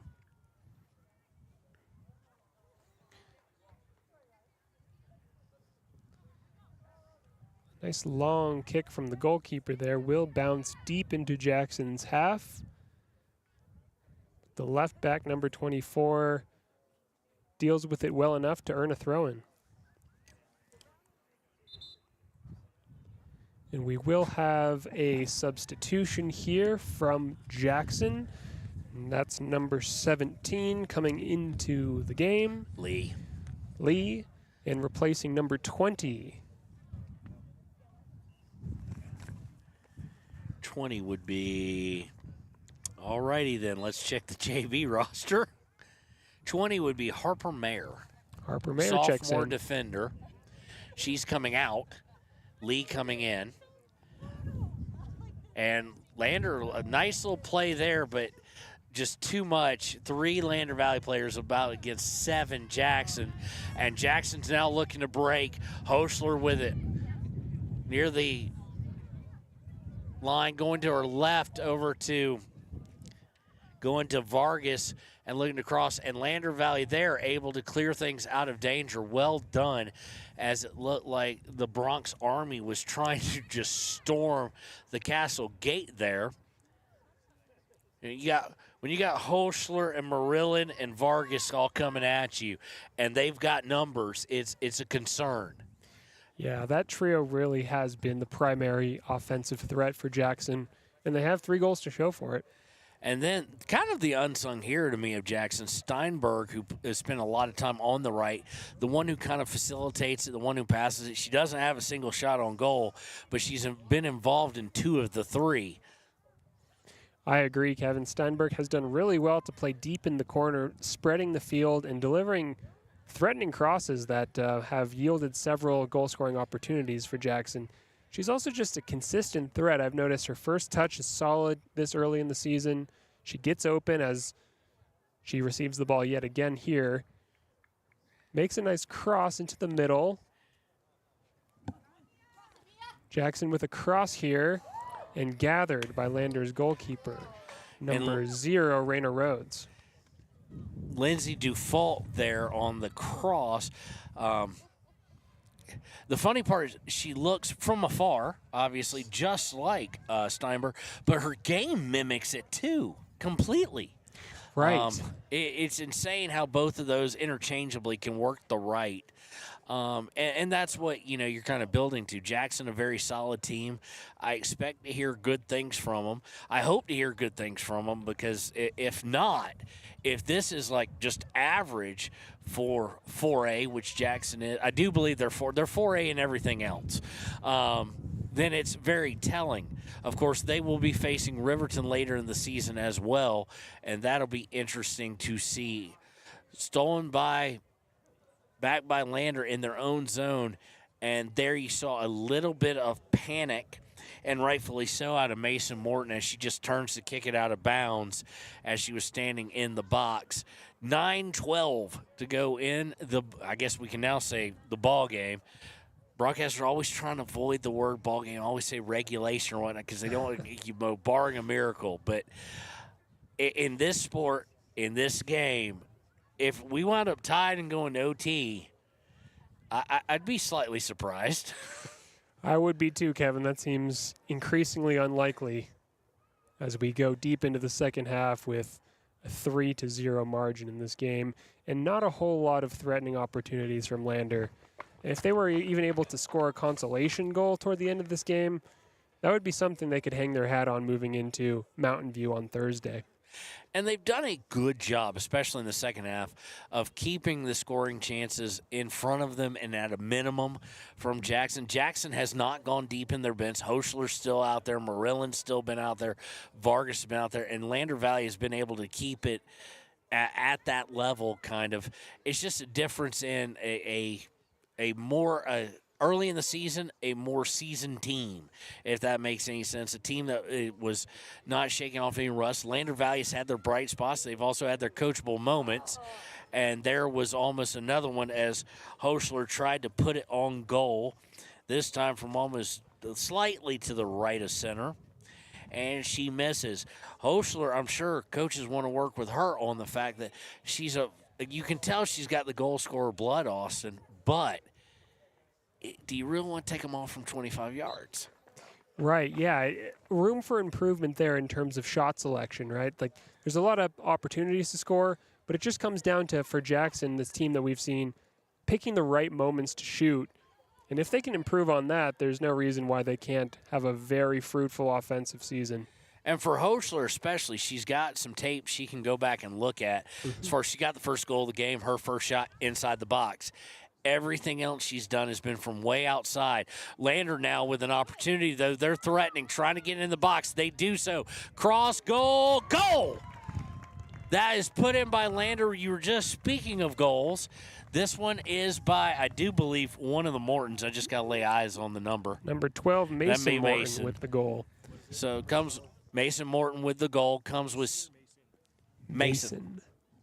Comes with 6:45 to play in the ball game.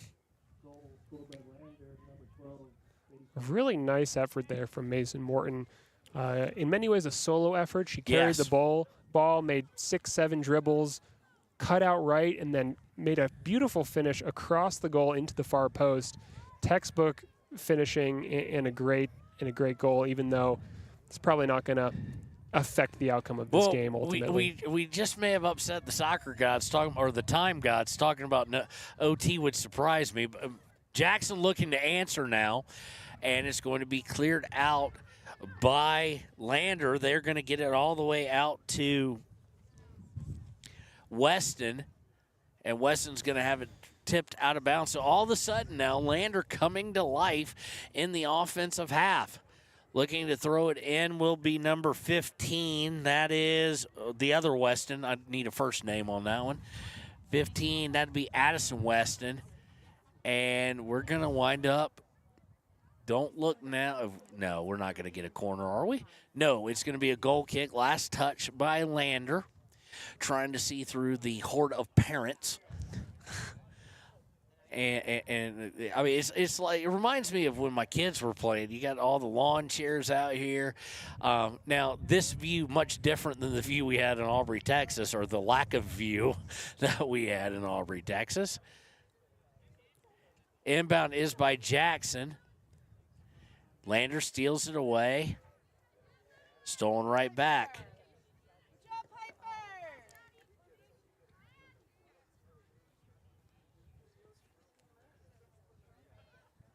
Lost out of bounds by Weston. That one being, oh, that's Addison again.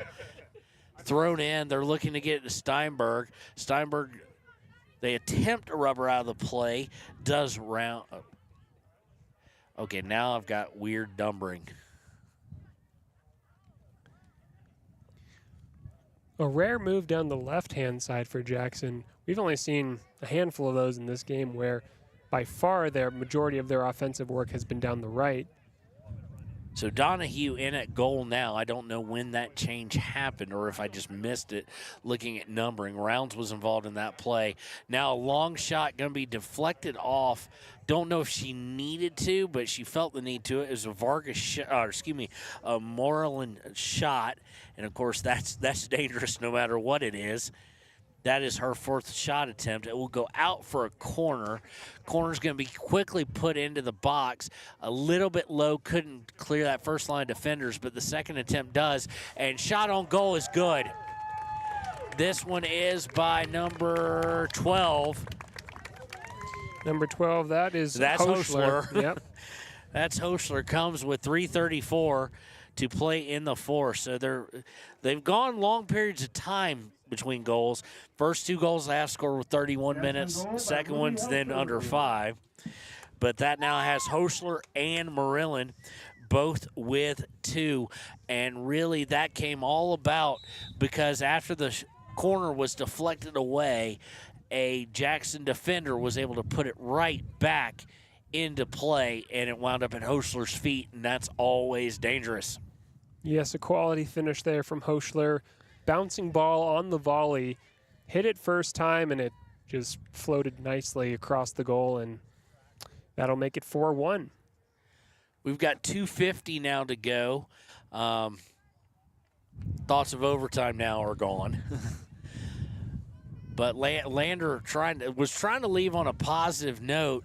Got a goal out of Mason Morton, and now they're looking for another one. This one going to come at Finley Morton's feet. She was trying to get a shot off, but she's completely blocked out of the equation, and they're looking to get it to Steinberg. They were looking for her in the center. She took it on the right and had to give it up to Lindsay Dufault. Then it's taken away by Lander Valley.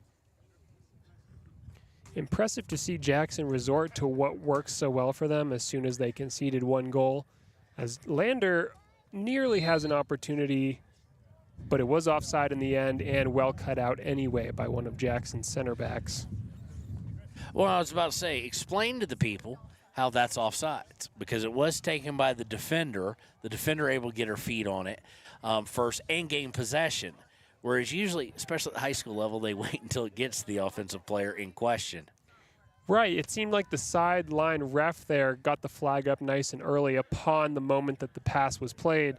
Lander's forward there making a run was offside, meaning they were past the point of the last Jackson defender when the pass was played, at which time that sideline ref got the flag up immediately.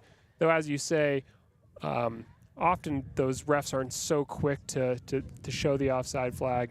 That was a quick response there. Jackson now looking to bring it back forward.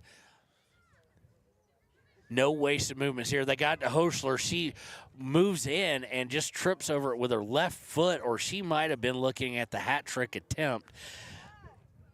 Both Hoschler and Marilyn on a hat trick here with about a minute to play. They get it over to Dufault. Dufault going down the right side, their preferred side, obviously. And it's not even close. It's not 60-40. It's more like 90-10. taken away by Lander Valley, and they're going to look to cross it up. They get it. I was waiting for a flag. I think you just looked for it. I was convinced that Weston there was going to get a flag up, but no, she didn't. But unfortunately, just the speed of the back line, again, and the comfortability of playing with your back turn. They turned, came down to it, and got it. I cannot tell y'all enough about the impressiveness of number 5 Rimlinger on that back line. Yeah, a really composed performance back there. And 8 seconds left in the ball game here in this match, and we're going to see it end. Here from Jackson, Lady Bronx 4, Lady Tigers 1. We'll be right back with if I can find it, because it's just so, oh dear, we've got a glare. With the Click It or Ticket post-game show here on WYO Today and KTAK. Valley Tiger teams, good luck this year. WYO Glass is locally owned and operated in Lander. They bleed green. Call or stop in today to get a quote on a window or get a quick fix on your window for a rock chip. WYO Glass is Lander. When you purchase your car, do you know if you got the best payment possible? The answer is probably no. Oftentimes, your loan is packed with additional charges that can drive your monthly payment higher than it should be, costing you thousands of dollars more for your car. Hi, this is Patty, and here is your second chance to get the payment you deserve. Visit Atlantic City Federal Credit Union today for a courtesy loan review. We've helped our members save money by refinancing their vehicle with us. Now it's your turn. Open your eyes to a credit union. Atlantic City Federal Credit Union. And welcome back to the Click It or Ticket postgame show here on WYO Today Media.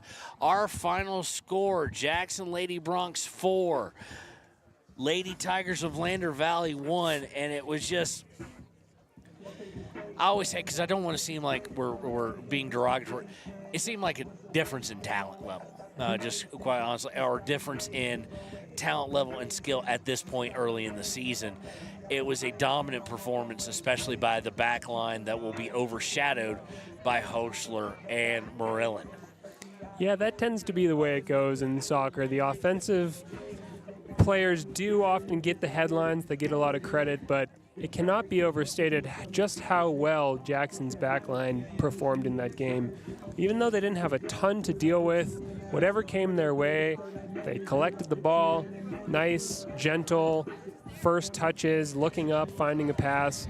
And that was, like you said, Kevin, one of the big differences in this game. A composed Jackson team versus a Lander team that just looked a little panicked with the ball, often quick to release the ball before a good opportunity to do so presented itself.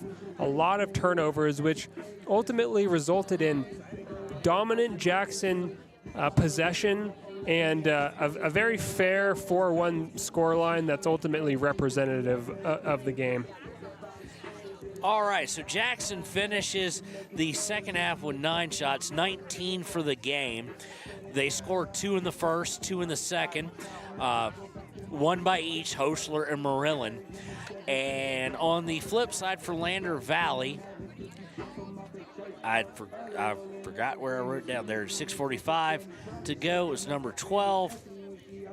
And that will be our player of the game, along with our play of the game. Congratulations, Mason Morton. She scores the lone Lander Valley goal of the game with 6:45 to go in the second half. Difference in shot totals, a bit shocking as far as shots on goal, 19-3. And they're kind of, one made the goalie work, made the defense work, and that was going to be hard to overcome, I think, Austin. Even in just the first half of the first half, so the first 20 minutes, it seemed like Lander had to exert a ton of energy back on their heels, kind of like they say in like the fight game, fighting on your back just wins you completely. And they were never really able to establish a time to get a break from that. Jackson came out really strong from kickoff in the first half, asserting themselves offensively and demanding of Lander in that they had to really put a lot of effort into just keeping up with that. And I think, as you say, Kevin, they got tired. They got tired, and it did show over the course of the game. That said, though, I think for Lander moving forward, there were a few moments in this game that you can take something from. Certainly the goal from Morton, a nice individual effort and a very impressive finish, but also a short period there that I'd like to point out at the beginning of the second half, during which Lander did turn the game on its head a little bit for about 15, 16, 17 minutes. Dominate possession and get the ball moving downfield toward Jackson's goal. They didn't have a whole lot to show for it, just a few chances, a couple of set pieces, a few free kicks, and a couple corners with potential. Ultimately no goals until much later from Morton, but that period is something. When they go back and watch the tape, they can focus on what they were doing there and try to bring that into their next game. If they can perform like they did then in that 15-minute window, they'll be a team to contend with for sure, especially against opponents who aren't quite as strong as this clearly very impressive Jackson team. All right, well, that's going to do it for the girls' side of things. Congratulations again to Mason on getting the play of the game and the Papa Murphy's player of the game.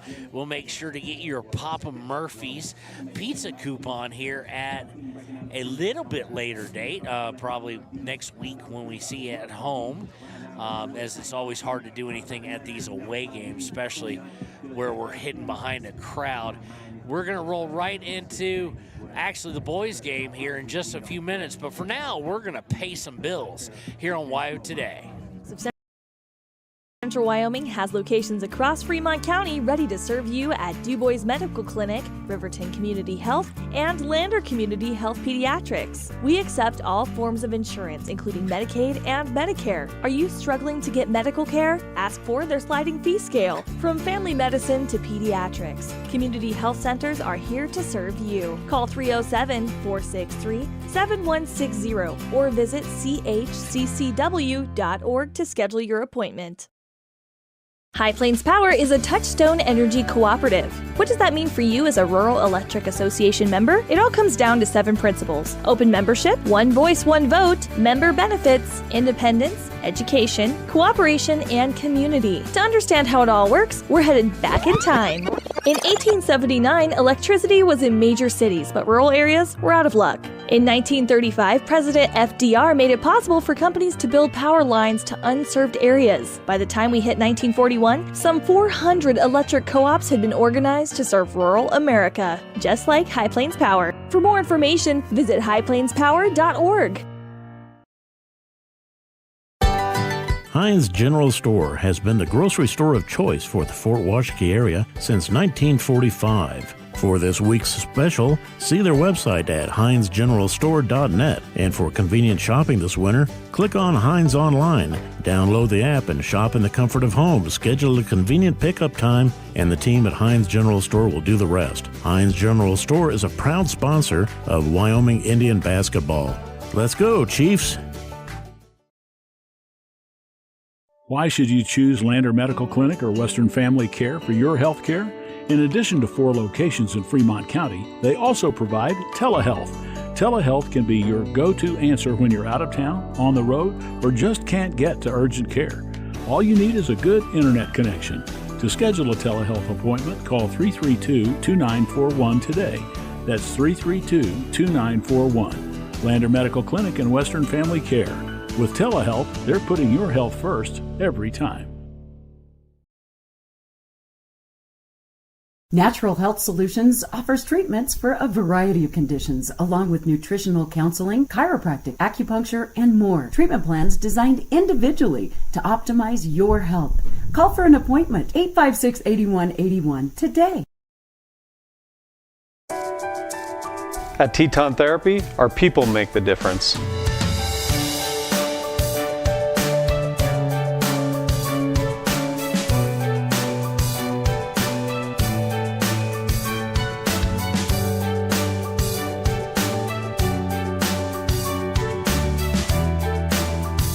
You can live pain-free.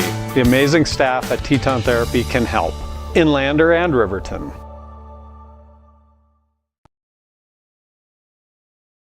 Are you a caring person that wants to help but not sure where to go? Wyoming Senior Citizen Inc. is looking for caregivers across the state. Call 307-856-6880 to find out more information. They would like to wish all Fremont County athletes good luck this year.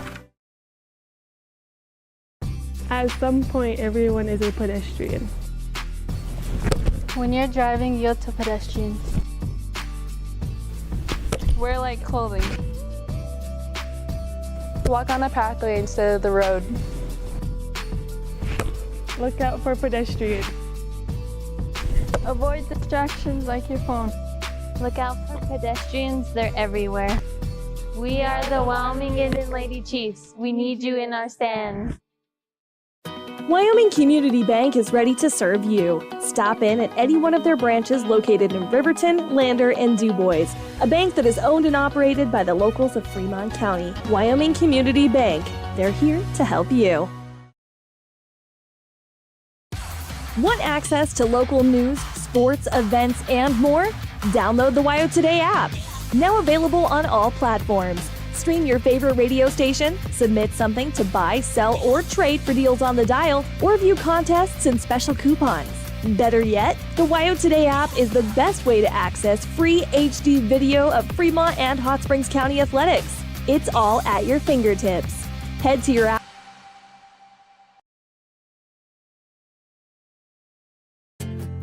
From one corner of the state to the other, over 82% of Wyomingites wear their seatbelts. And to the 18% who don't, we say, let's buckle up for life, Wyoming. Hey there, how's your day going? Frustrating. My car's check engine light came on and they can't take it in till next week. And then Max, our Rottweiler, chewed up my glasses and I'm going to have to wait at least a week to get another pair. It seems you have to wait for everything important. I know the feeling. Some things seem to take forever to get done. Forgot to ask, how's your day? I had to take my daughter into the clinic to have her arm looked at. Let me guess. You had to wait to get an appointment. What was it, 1 week, 2 weeks? Same day. What? Same day? We go to Hot Springs Health. They offer same-day appointments at all their clinics. Riverton, Shoshone, Thermopolis, Worland, and Basin.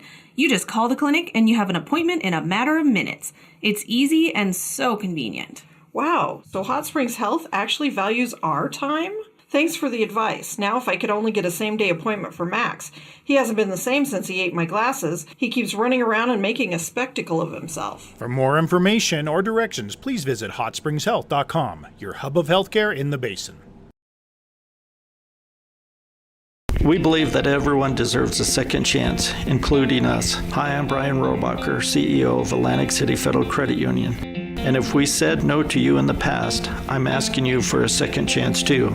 In the midst of everything happening, we are committed now more than ever to second chances and when it comes to your finances. An auto loan for your new car, business loans, home loans, and more. Give Atlantic City Federal Credit Union a second chance to give you a second chance. We've been helping our community thrive since 1964, and now it's your turn. Visit AtlanticCity.coop to apply today. Atlantic City Federal Credit Union, federally insured by the NCUA.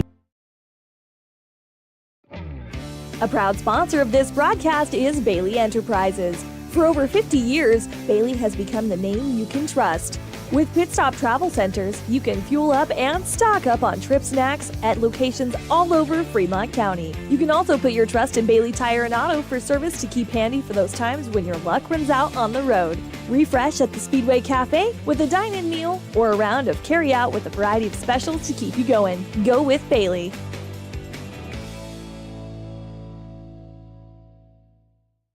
Community Health Centers of Central Wyoming has locations across Fremont County ready to serve you at DuBois Medical Clinic, Riverton Community Health, and Lander Community Health Pediatrics. We accept all forms of insurance, including Medicaid and Medicare. Are you struggling to get medical care? Ask for their sliding fee scale. From family medicine to pediatrics, Community Health Centers are here to serve you. Call 307-463-7160 or visit chccw.org to schedule your appointment.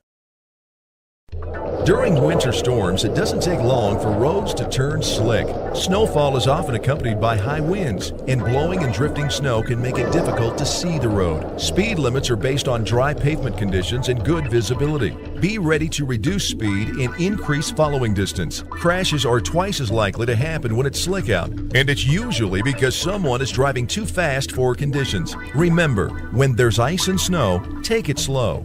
This message is brought to you by WYDOT.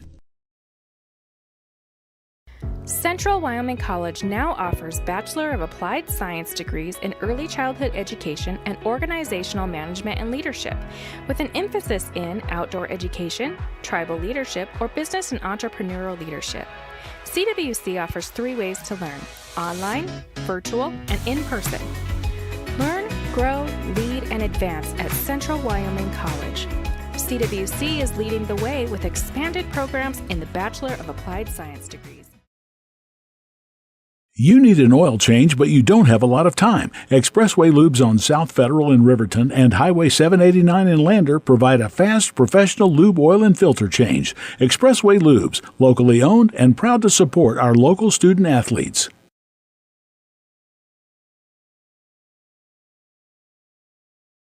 If your vehicle needs repair, you can depend on the crew at Extra Care Auto Repair. They can repair almost anything with wheels, gas, diesel, domestic, or import, and their work is top quality and reliable. Extra Care Auto Repair on North Federal in Riverton.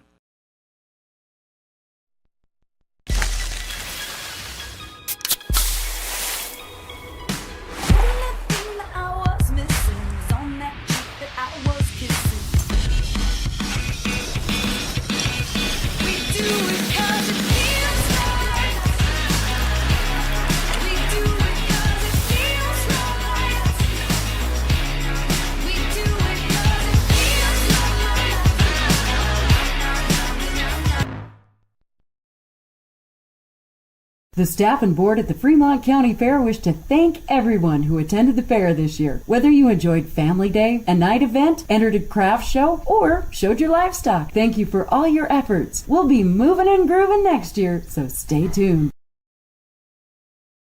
A well-drawn-up game plan can be the difference between wins and losses. The same can be said about your mental health. Making a game plan to talk to your children can make a huge impact on them and help make them feel supported and listened to. The good news is, this winning game plan isn't hard to implement. All it takes is you starting the conversation and being ready to talk. If you need helpful resources and tools, you can visit FremontCountyPrevention.com.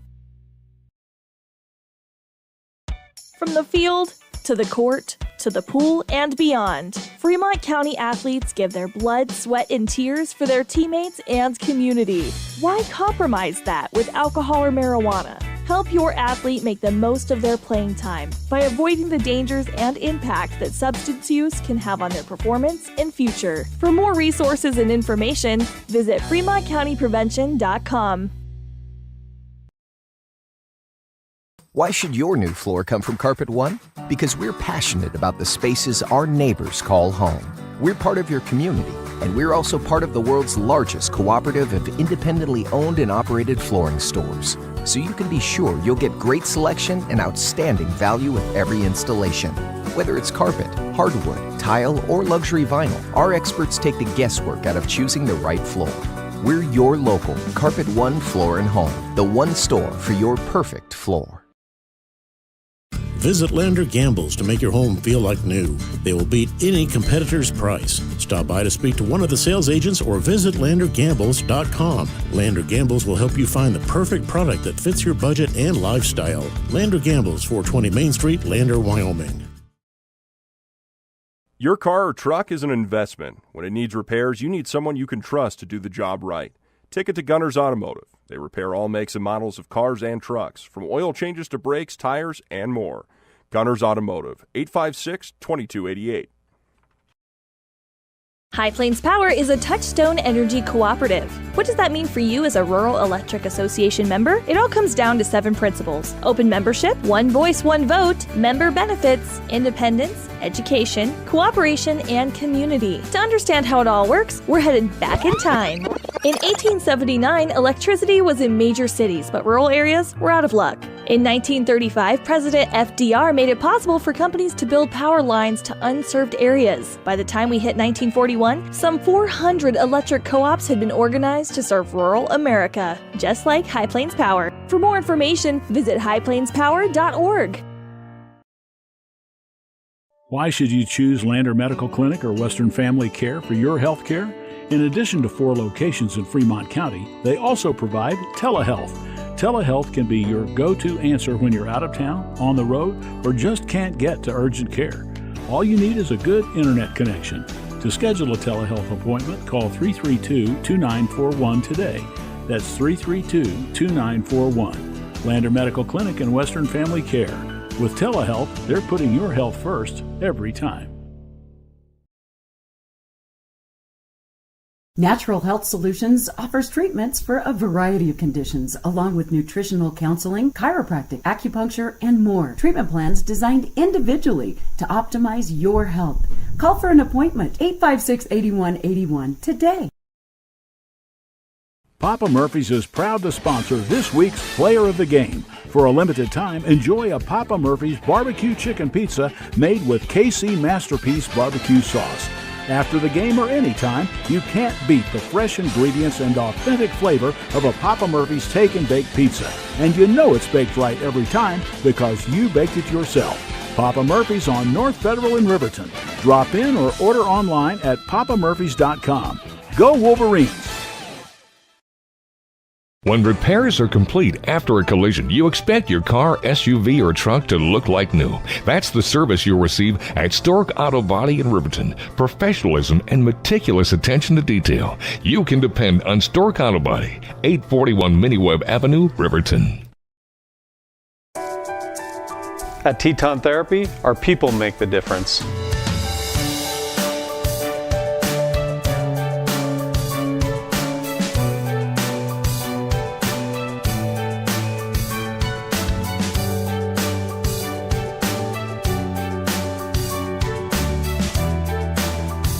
You can live pain-free.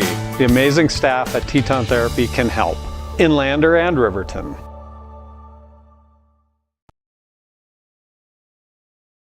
Are you a caring person that wants to help but not sure where to go? Wyoming Senior Citizen Inc. is looking for caregivers across the state. Call 307-856-6880 to find out more information. They would like to wish all Fremont County athletes good luck this year. At some point, everyone is a pedestrian. When you're driving, yield to pedestrians. Wear light clothing. Walk on a pathway instead of the road. Look out for pedestrians. Avoid distractions like your phone. Look out for pedestrians, they're everywhere. We are the Wyoming Indian Lady Chiefs. We need you in our stand.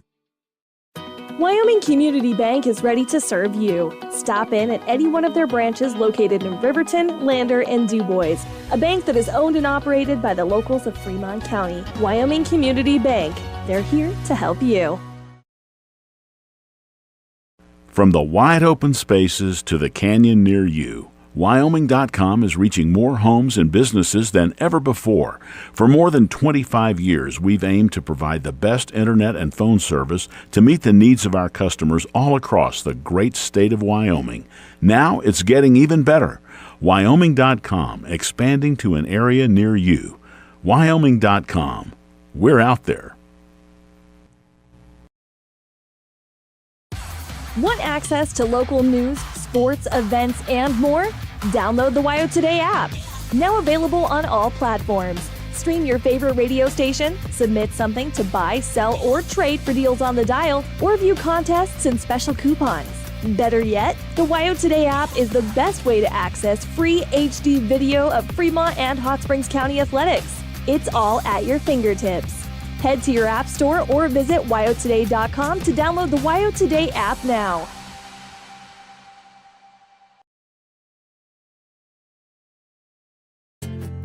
From one corner of the state to the other, over 82% of Wyomingites wear their seatbelts. And to the 18% who don't, we say, let's buckle up for life, Wyoming. WyoGlass wants to wish all the Lander Valley Tiger teams good luck this year. WyoGlass is locally owned and operated in Lander. They bleed green. Call or stop in today to get a quote on a window or get a quick fix on your window for a rock chip. WyoGlass is Lander. When you purchase your car, do you know if you got the best payment possible? The answer is probably no. Oftentimes, your loan is packed with additional charges that can drive your monthly payment higher than it should be, costing you thousands of dollars more for your car. Hi, this is Patty, and here is your second chance to get the payment you deserve. Visit Atlantic City Federal Credit Union today for a courtesy loan review. We've helped our members save money by refinancing their vehicle with us. Now it's your turn. Open your eyes to a credit union. Atlantic City Federal Credit Union. Now, and welcome to the boys' action. It'll be the Lander Valley Tigers versus the Jackson Broncs. We're jumping right into it. We'll get to the starting lineups brought to you by Sutherland's here in just a few seconds. But it will be Lander in their white and green, just like in the girls' contest, and it will be Jackson in their black and orange. Keys to the game remain the same. Stay relaxed, stay composed. And if you're capable of it, play like it's a midseason game. Yeah, that's right, Kevin. First game of the season, just like for the girls, and both teams will look to come out and kind of make a statement about where they're at earlier in the season without too much pressure on themselves in terms of shaking off the rust, feeling settled, playing up to their potential. They're going to take some time, especially in this first half, to get to some of those markers and let themselves settle in.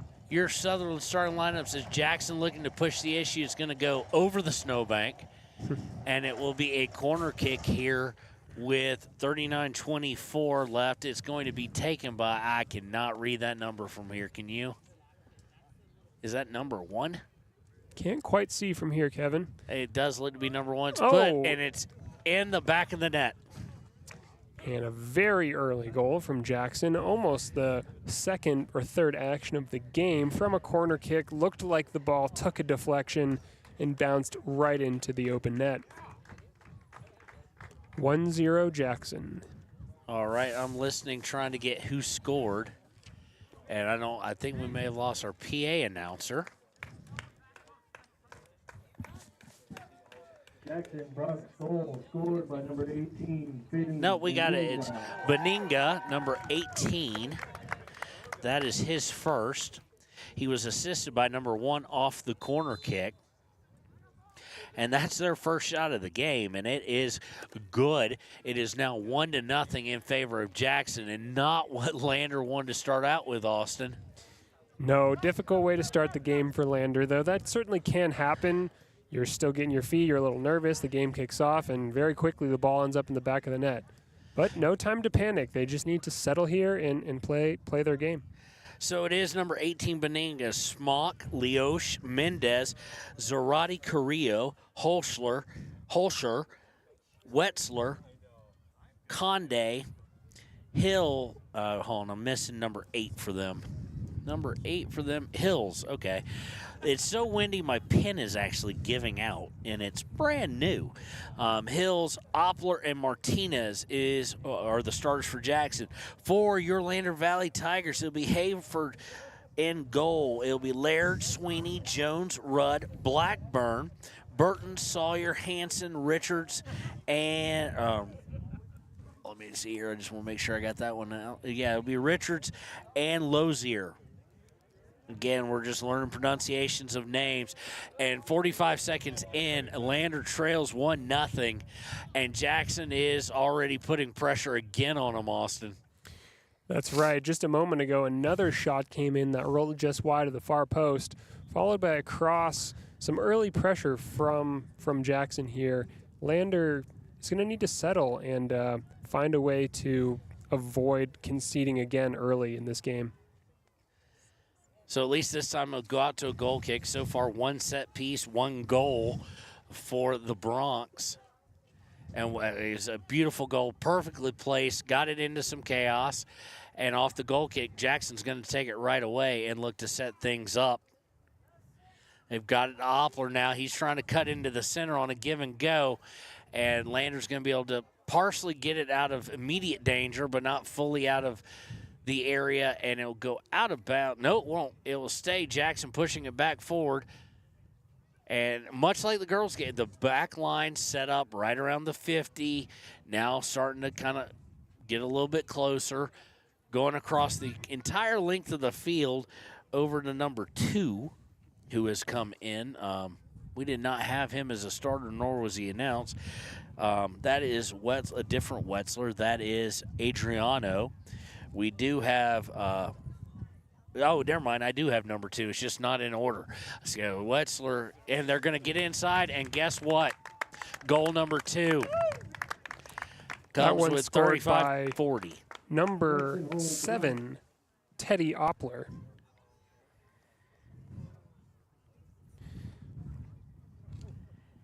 And things are not turning out well. 2 shots on goal, 2 goals, both from right inside. Nothing that Hayford could do about it at that point. They're right on top of him. Some serious marking problems going on right now for Lander. Yeah, Lander will really need to look to settle here before the scoreline gets out of control, almost before the game has even begun for them. That finish from Oppler was quite nice, and it all started with a really beautiful switch of play upfield to number 2, a few passes inside, and a nice poacher's finish in the box from Oppler. So that assist will go to Wetzler on that goal. So the scoreline getting up pretty quickly. Of course, 45 seconds in, off of the first and only corner of the game, taken by Martinez. He put it right into, not Martinez, it was taken and put in by Beninga, and he's able to score. And then literally not even 5 minutes into the full game, Oppler's going to put it right in as well. So that is, I do believe, Wetzler's second assist of the game. So he's already showing his value as well. And Lander, now it's time you're just starting to wake up in this game, Austin, and you're behind by 2. Yeah, it can happen on any given day. For whatever reason, you come out and you're just a little slow to the ball. It's common early in a game for a quick goal to happen, but and another close opportunity there from Jackson. Going down 3-0 would really be detrimental to Lander's hopes in this game. They need to keep it at 2 here, lock in on some defense, and maintain possession of the ball as much as they can. Zarate Carrillo on the end of that shot, just going wide to his left, and it led to a corner kick. This one going to be taken, looks like, by Wetzler again. Second one of the game, and this one just went sailing on him and out of harm's way. So again, if you're following Lander Valley Soccer, they will be playing on Thursday at Mountain View. Austin will be on the call, and depending on some things, I may be down there with him, or maybe not. We do have Riverton Soccer on Friday as well. So we're going to get your taste buds going a little bit with some soccer, and then we're going to take a week and a half off because of spring break. But Jackson, similar to the girls' team, the Lady Bronx there, Austin, very much setting up early in the offensive half. That's right. Another nice forward move there from Oppler as he picks up the ball in the middle and rushes in toward goal. We're going to have a Jackson throw here. Another Jackson throw coming up. So Jackson dominating possession early, and they have made it pay for them quickly. Going up 2-0. We still have over 32 minutes left in the first half. Jackson looking to work in, and now they're going to hit it over the end line for a goal kick. Let's see if Lander Austin here can come out a little bit more controlled. Right now, they've been blitzed so hard in this early part of this game that they've just been trying to goal kick it just as far as possible with no real intent on where it was going. Here comes the goal kick, and it will fall to Oppler, who gathers off the chest. Right to him, in fact. Lander able to kind of trade possession with him, but they eventually wind up losing out to the Bronx on that.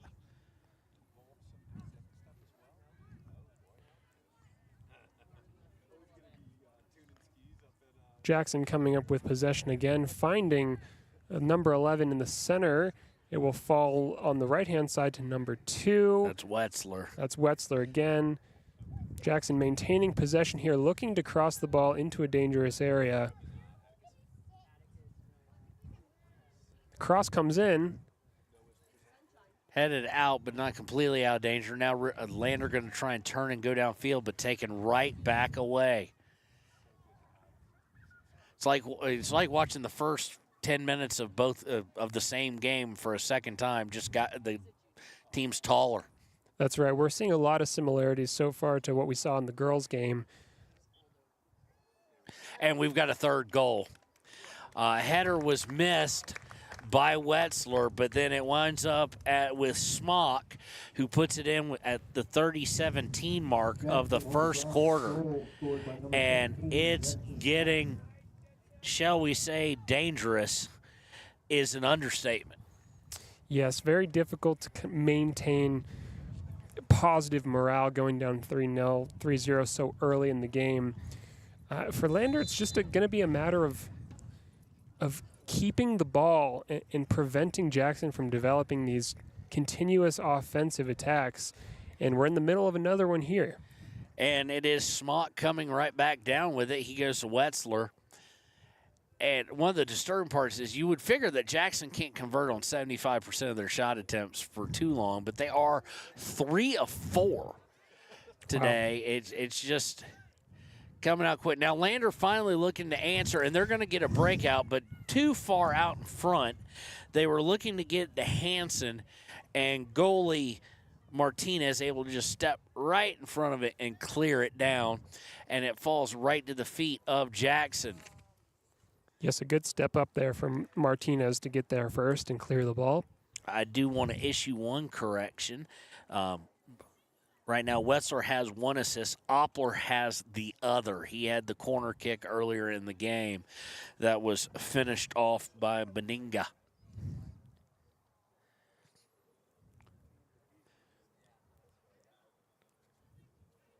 Jackson looking to open up another shot here. They've got it over to Smock. He's kind of shoved off the ball. Ref will let it go. Defended well, though, by Lander. Lander going to look for another breakout, and Martinez way off his line, able to send it back down, but it goes right to Oppler. Oppler's everywhere. He's at the right place every single time. Yeah, he's really come to play today, and now twice we've seen from Martinez playing way off his line, anticipating the ball over the top from Lander. That seems to be at present Lander's strategy going forward, is to play the ball over the heads of Jackson's back line. But so far Martinez has been aware of that and quick to prevent any real danger. As a free kick comes in, sails over the goal and into the snowbank. That will be a Lander goal kick coming up.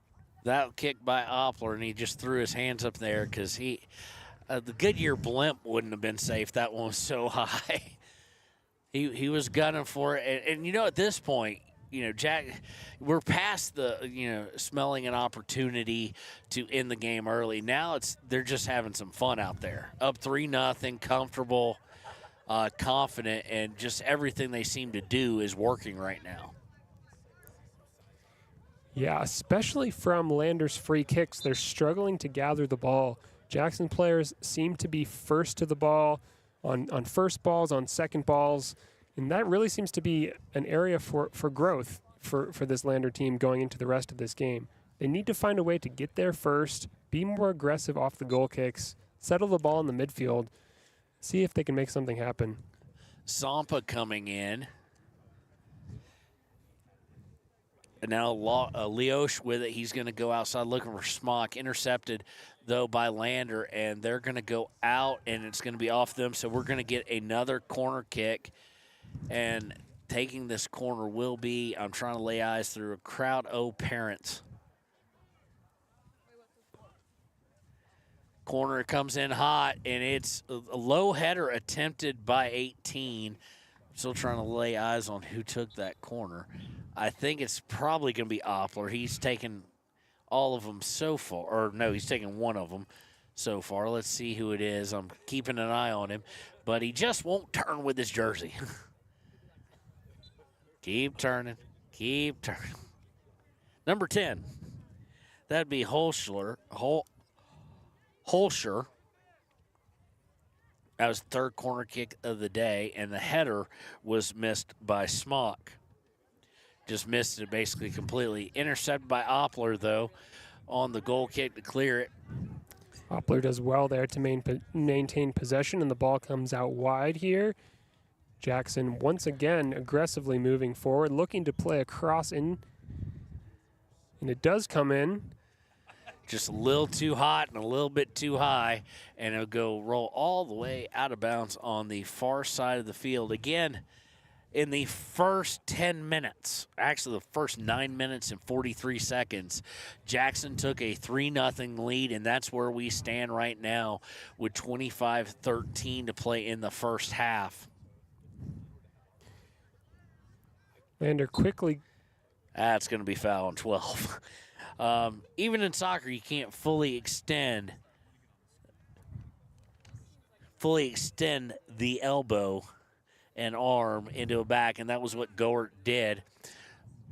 And Lander will look to cross over. I think they've spent about 30 seconds maybe in the offensive half, and this time they're only going to add about 6 seconds to that as Jackson comes away. And Jackson has something you don't always have in soccer. They have numbers.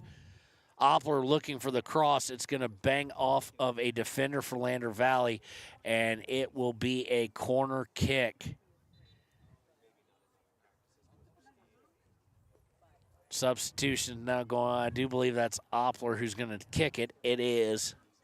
He'll take, this is the 4th corner of the day for the Jackson Bronx. Oppler puts it in a little bit low. Oh, just inside and missed. And then, well, Smock wanted to kick it to Colorado. That was very nearly a 4th, Kevin. The ball bounced off the inside of the far post and followed up quickly by a Jackson attempt on goal that, as you say, sailed well over the bar. But more concerning signs for Lander and opportunities for Jackson with a lot of time left in the first half. Well, and because of where Oppler put that, it's the first time I've ever gotten to put the corner as a shot on goal there. Oppler tried, I don't know if he's trying for the Olympico or not, but he came dang close. Lander just struggling to get anything going forward, much less get into their own offensive half. They're kind of stuck right around the 35 or 40 in the offensive half for Jackson, and Jackson's going to take it away now. Jackson just full of confidence, full of vigor right now, and feeling like they can do whatever they want to. They get to Oppler on the far side, and he's going to back things out. And Lander seems to be playing with one forward up top. That's Craig Hansen, number 15, waiting for service up there, but so far has not received much at all. A cross comes in for Jackson, sails over the top, and out of play. A little too hot, a little too high. But right now, as if you're the coach Matt Hoschler, you're sitting there going, what do I talk about at half right now? There's not a whole lot of correction that can be done there, and we have a whistle as several guys go to the ground. I think we're going to be looking, Austin, at a free kick for Jackson. Just what they needed. I think you're right, and once again it's going to be Oppler stepping up to take it, who seems to be their go-to set-piece taker, and we've seen why. He can finish. Going to be to the left of the box. He's got a goal and an assist today.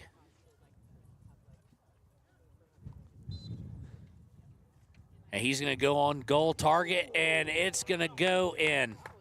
A beautiful shot from Oppler off the far post and bounced in. Almost no chance there for the goalkeeper. Just a flawless shot, and it's now 4-0 to Jackson. No assist on the play. Lander taking a moment just to gather in a huddle, settle themselves. After going down 4-0, they need a change. They need a change of mentality, a shift in their performance, and the goalkeeper rallying the team hopefully there in the huddle to shift gears and stop the trend, because they can't take much more of this here. Well, it is Oppler's second goal. He also has an assist to add to it, and it's his third shot after the corner kick. And lo and behold, here comes Jackson off a steal after the opening kick-off, if you will, here of the possession. And one thing you do have to be happy about if you are a Bronx fan is that it hasn't seemed to slow their effort at all. They've not relaxed one bit as far as going, okay, this game's in hand. No, that's right, Kevin. They have maintained the pressure. No signs of sitting back to be content with the scoreline. And there's no... Oh, a header comes in, gathered by Lander's goalkeeper. That was Smock there with the attempt on the header. It's his second attempt from basically that exact same place. He does have a goal from the left side off his foot. It's a rough day.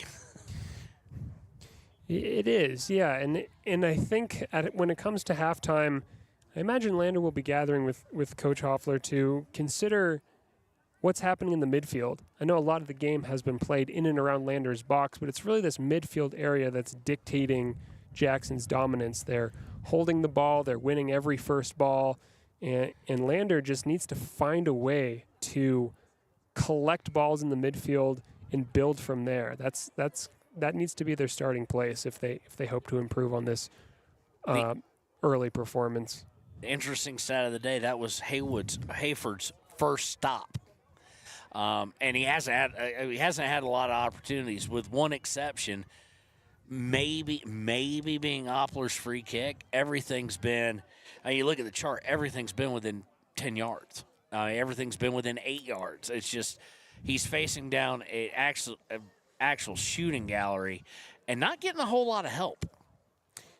That's right. And as the ball rolls to Jackson's goalkeeper, that's number 1, Joe Martinez, makes a nice long clearance and finds another teammate in the midfield. That was Oppler, who now gathers again, picks up his head, looks to make a pass, and Lander's backline will be able to usher it through to the goalkeeper and end that passage of play. He just overled Zarate Carrillo there. But the difference in the two kicks by goalies, as we said, this one just as far as they can get it, looking to clear it, almost a little bit of fear going on, versus Jackson. As a Jackson goalkeeper, Martinez got to feel very, very good right now, because even if he makes the biggest of world-class mistakes, his team's still got a commanding lead. Yes, and another free kick there given away by Lander to Jackson. That was number 15, Craig Hansen, cautioned by the referee.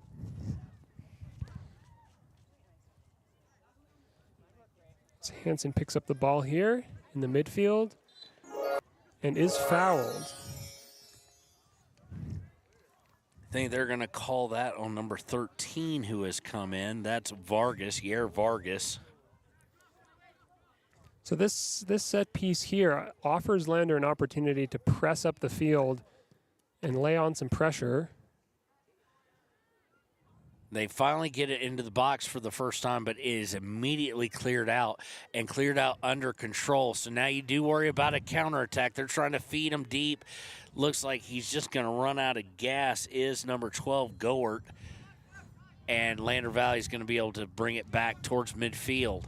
But this has been the real main problem, being able to get it out of the other half. Now they're going to look long again. This one's going to be just a little too far, and it'll be only the second time that Martinez has had to use his hands today. Neither one of them on a shot. Yes, Martinez is looking quite steady back there. No real concerns for him yet. Oh, he's chill right now. He's just good. Yes. He is relaxed, and here comes Jackson pushing again. And at this point in time, they're just trying to go outside, and they're going for the longer passes now. And unfortunately, that is leading to some bad situations. Not bad situations per se, but it's leading to issues of of not being in control and not getting shots on goal, unlike their earlier efforts. That's right, Kevin. A few substitutions now coming in for Jackson as they look to enjoy their comfortable lead and maybe get some of their bench involved in this game.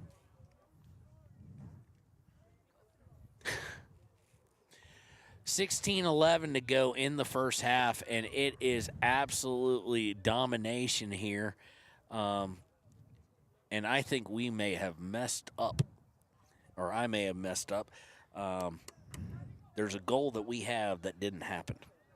Do we know which one that was? Because there's been 4, but there's only 3 on the scoreboard. Maybe the free kick was disallowed because it said 3-0 before that. That could be. I'm guessing that, okay, so we're going to drop Oppler back down. He's got 1 goal, 1 assist.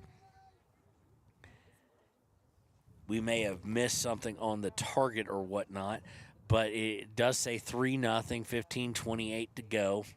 And that's where our score on the internet said. That's what I'd put up. So I'm guessing at some point in time we both noticed it and just subconsciously. But as soon as I say that, they're working their way into the box. They are close. Looking to get a pass somewhere. They're unable to do so. Just got into too much traffic. Had Jackson. And now a steal. Nicely done by Laird. And he's going to get taken down from behind. And it's going to be a foul called against number 8. That's Hills. Yes, that was Colton Laird looking to make a breakaway there. Tackled by Braden Hills. And now Lander have another opportunity for a free kick around midfield. So this is going to be taken by Sawyer. He's going to put it into the box, headed on, and first real shot on goal, that by number 12, Burton. A little bit too far out towards the edge of the box to really, really, really come into play.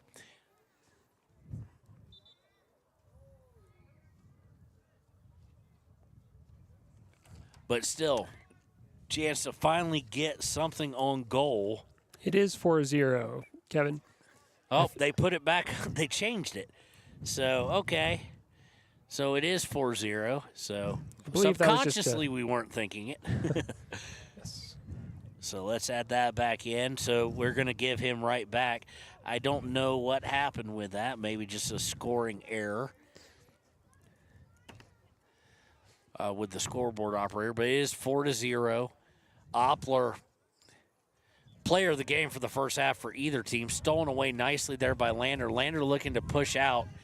And just, you got to give credit where credit is due. Number 9 for Lander is Wyatt Holloway. He's got a ton of speed, but to the defenders, he's given up about 6 inches on the gate, on the width of the steps, and just can't make it up. Yeah, Lander's still looking when they have the ball to play quick through balls through to their standalone forward and make something happen. But despite their efforts so far, Martinez in goal hasn't really had to deal with much. Another shot there from Jackson sails over the crossbar and into the snowbank. I think that might have actually been Oppler, number 7. That's Oppler. The guy just, the kid's just, he's a heck of a kid to have. You got to give up on that. You got to give him that simply because he's got assists. He's came back on defense. He's willing to put all the effort into that. About the only thing we don't know is he a great teammate? I would assume so, as well as he's playing through people. But that was off of a pass to Oppler by Holscher.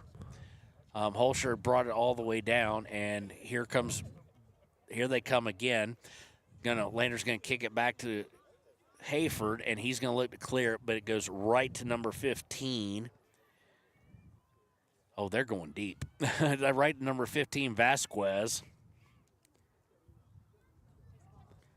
Oppler gathers, but he will be offside there. As you say, Kevin, Oppler has been involved in almost every forward action from Jackson. He's been the player of this game so far with 2 goals and an assist to his name. He's looking to just have the best game that he can, and, I mean, as far as the first big game of the season, it's very promising signs for him. Hayford going to clear it now, and it's going to fall to Lander, and they're trying to play that through ball again. They're trying to outrun Laird, unable to outrun the defensive line for Jackson, and we're back in the Jackson attacking half again. Stolen away nicely, though, there by Hanson. And again, trying to play a through ball up to Rudd. Excuse me, not Rudd, number 9, actually. Not 5. That'd be Wyatt Holloway. 11:03 left in the first half, and we're just now starting to really feel any kind of the shade effects, Austin, specifically where I'm standing.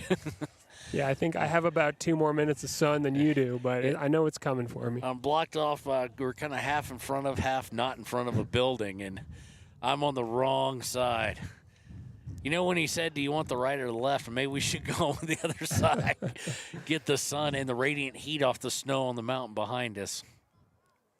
That's true. That would have been nice. Maybe next time, Kevin. I will say one of the 2 most beautiful fields I've been to as far as away games go, this place and a Star Valley, both with the mountains literally seemingly within spitting distance. I'd have to agree. This is one of the more scenic venues for a high school soccer game I've ever seen.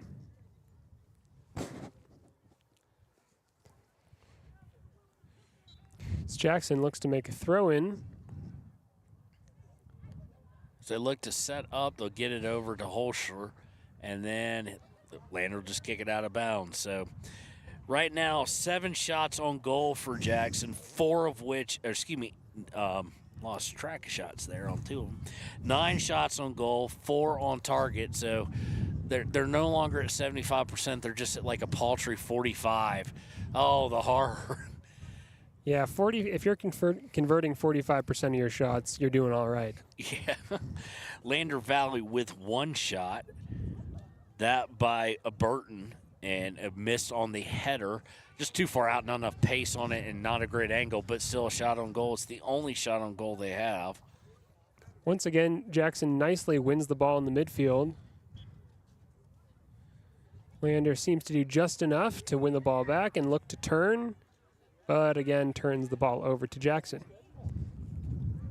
Gotten over to Bassett, name we haven't called a lot. He has played a lot on that back line, and he is going to be fouled by number 32. That would be Espinoza.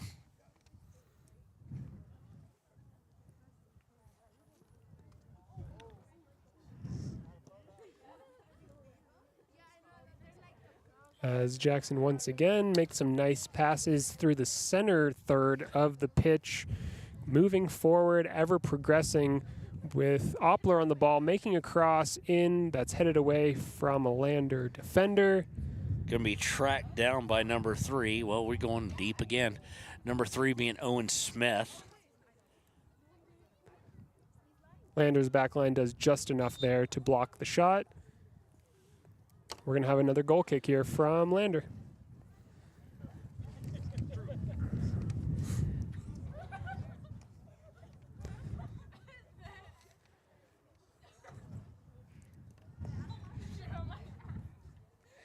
Wind starting to pick up a little bit. The only effect I can see the wind as it picks up having effect is on long goal kicks, and specifically by Jackson, just simply because they've been on target, and they're going to score again. Take away after the goal kick and put in the back of the net with 7:36 to play in the first half. Jackson Hole Bronx goal scored by number 7, Teddy Oppler. Number 7, that's Oppler. That's a hat trick in the first half.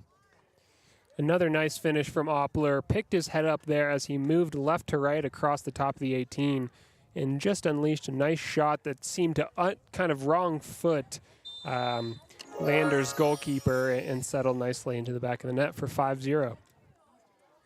And that is also going to be the first assist off the bench. That's going to be by Smith, who Oppler immediately went over to say thank you to.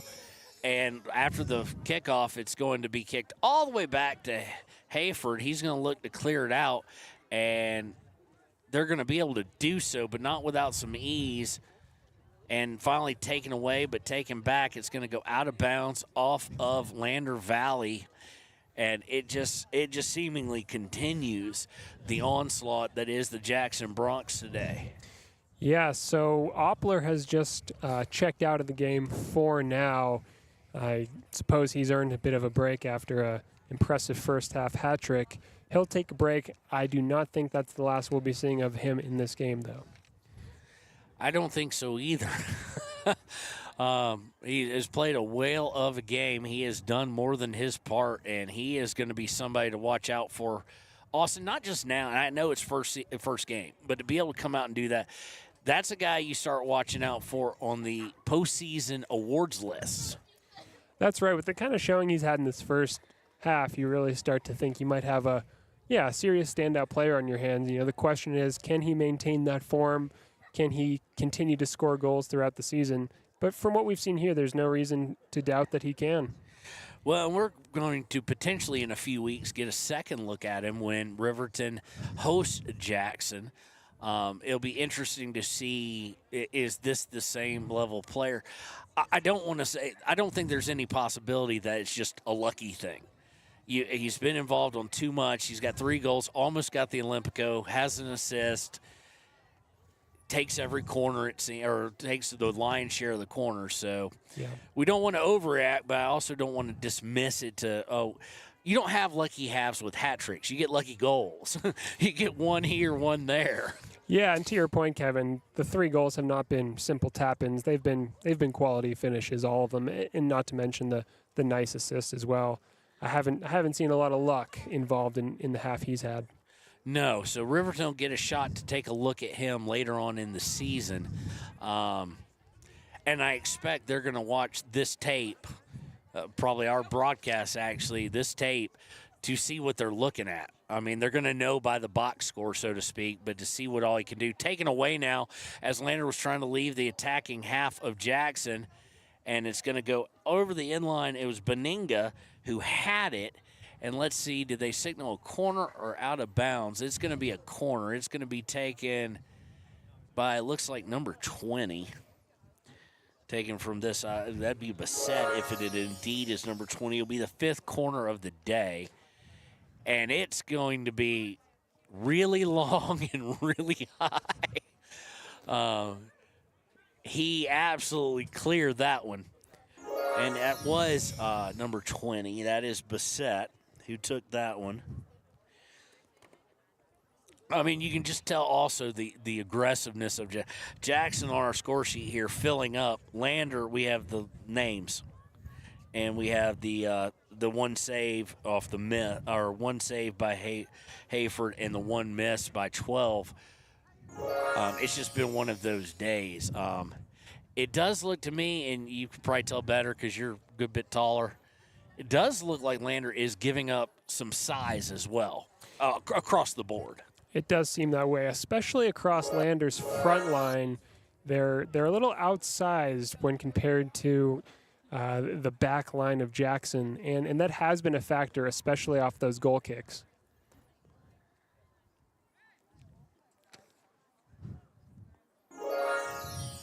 The referee's also calling it kind of like I like to have it called. Let him play, and that's obviously going to favor the stronger, bigger team, generally speaking, at least the taller, bigger team. That one's going to go over the inline, so it'll set up a goal kick here for Hayford with 3 minutes exactly to go in the first half, and Lander down 5-0. Yeah, we've seen a cycle throughout this first half, Kevin, of a lot of Lander goal kicks. That, of course, is the result of Jackson's relentless pressure. And with each of those goal kicks, Lander really struggles to gather the ball in the midfield, and it just kind of repeats that pattern over and over throughout the last 25, 30 minutes. They've got it over to 15 now. We got another guy I'm going to have to look. That would be Vasquez, Jari Vasquez. Ball played all the way back to Martinez in goal and played out nicely with composure. Back to Martinez now. You're going to have to go back to him after Lander tried to send 2 forward against the defenseman. Now Lander will look, Jackson will look to break out of here, and they do, and they've got some numbers going forward. It's basically a 5-on-5, and 15's going to get free, and great save by Hayford. Vasquez had what was looking like an open look, and Hayford came diving in, comes at the minute 50 mark in the first half. Hayford slid in nicely there to gather the ball. Good goalkeeping. And so now we've seen now, granted only once, but we've seen what he can do when he has some space to see what's in front of him. That Lander's got to somehow, Austin, push the action just a little bit further out than right smack in his face. Yeah. Yeah, I think that if Lander continues to be outsized in the midfield and struggle to settle those goal kicks, they're going to need to establish a different strategy for clearing the ball out of their box other than just playing it long to no teammate, and try to maintain possession rather than just continuously giving it away. All right, now you know it's getting cold. The fans here are whipping out blankets. This does not bode well for us in the second half. Now, there's been a mass migration from the shade to the sun.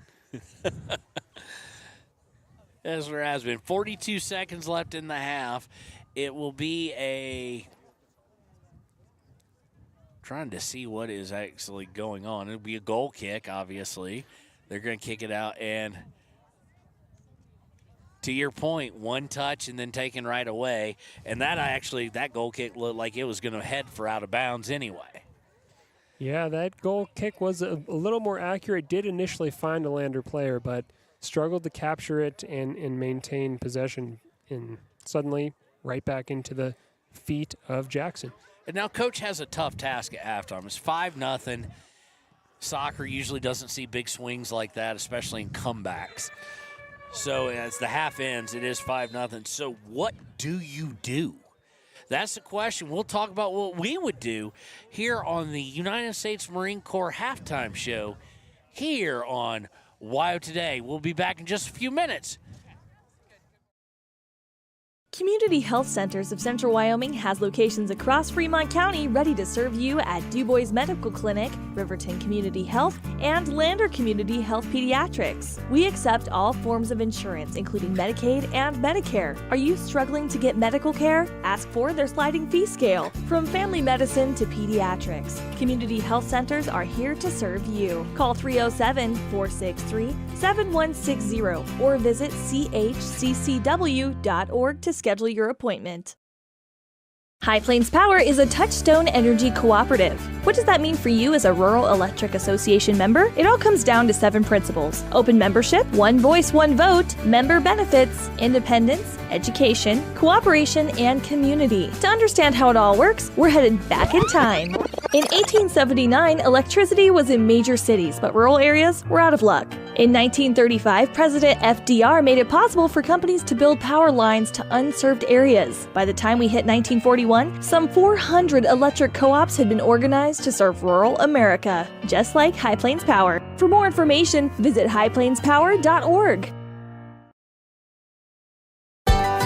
Heinz General Store has been the grocery store of choice for the Fort Washakie area since 1945. For this week's special, see their website at heinzgeneralstore.net. And for convenient shopping this winter, click on Heinz Online, download the app, and shop in the comfort of home. Schedule a convenient pickup time, and the team at Heinz General Store will do the rest. Heinz General Store is a proud sponsor of Wyoming Indian basketball. Let's go, Chiefs! Why should you choose Lander Medical Clinic or Western Family Care for your health care?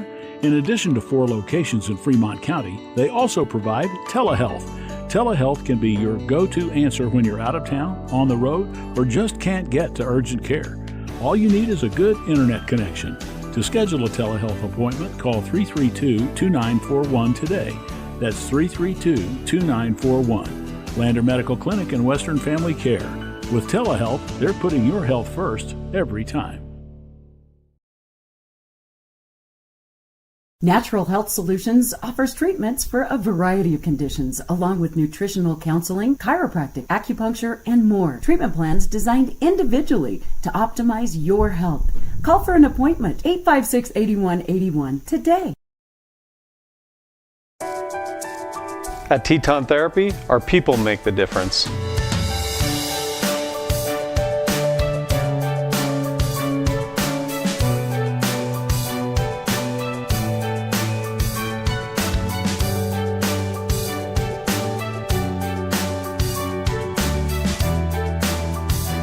can live pain-free. The amazing staff at Teton Therapy can help in Lander and Riverton.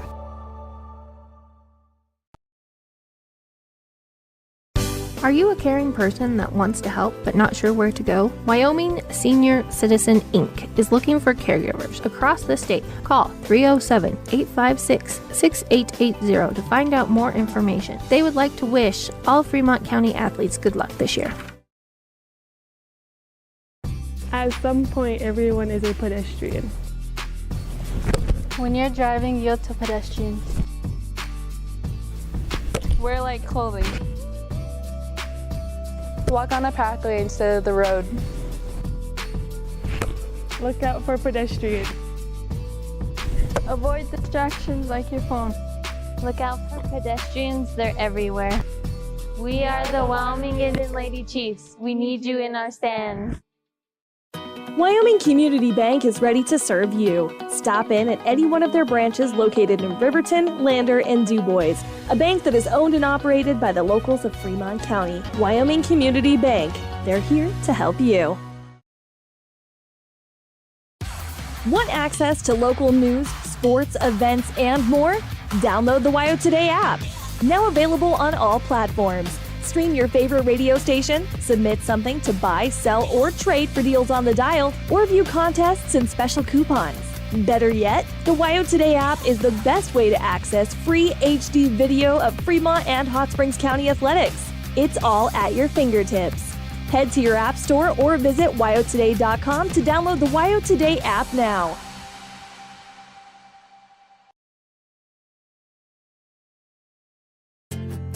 From one corner of the state to the other, over 82% of Wyomingites wear their seatbelts. And to the 18% who don't, we say, let's buckle up for life, Wyoming.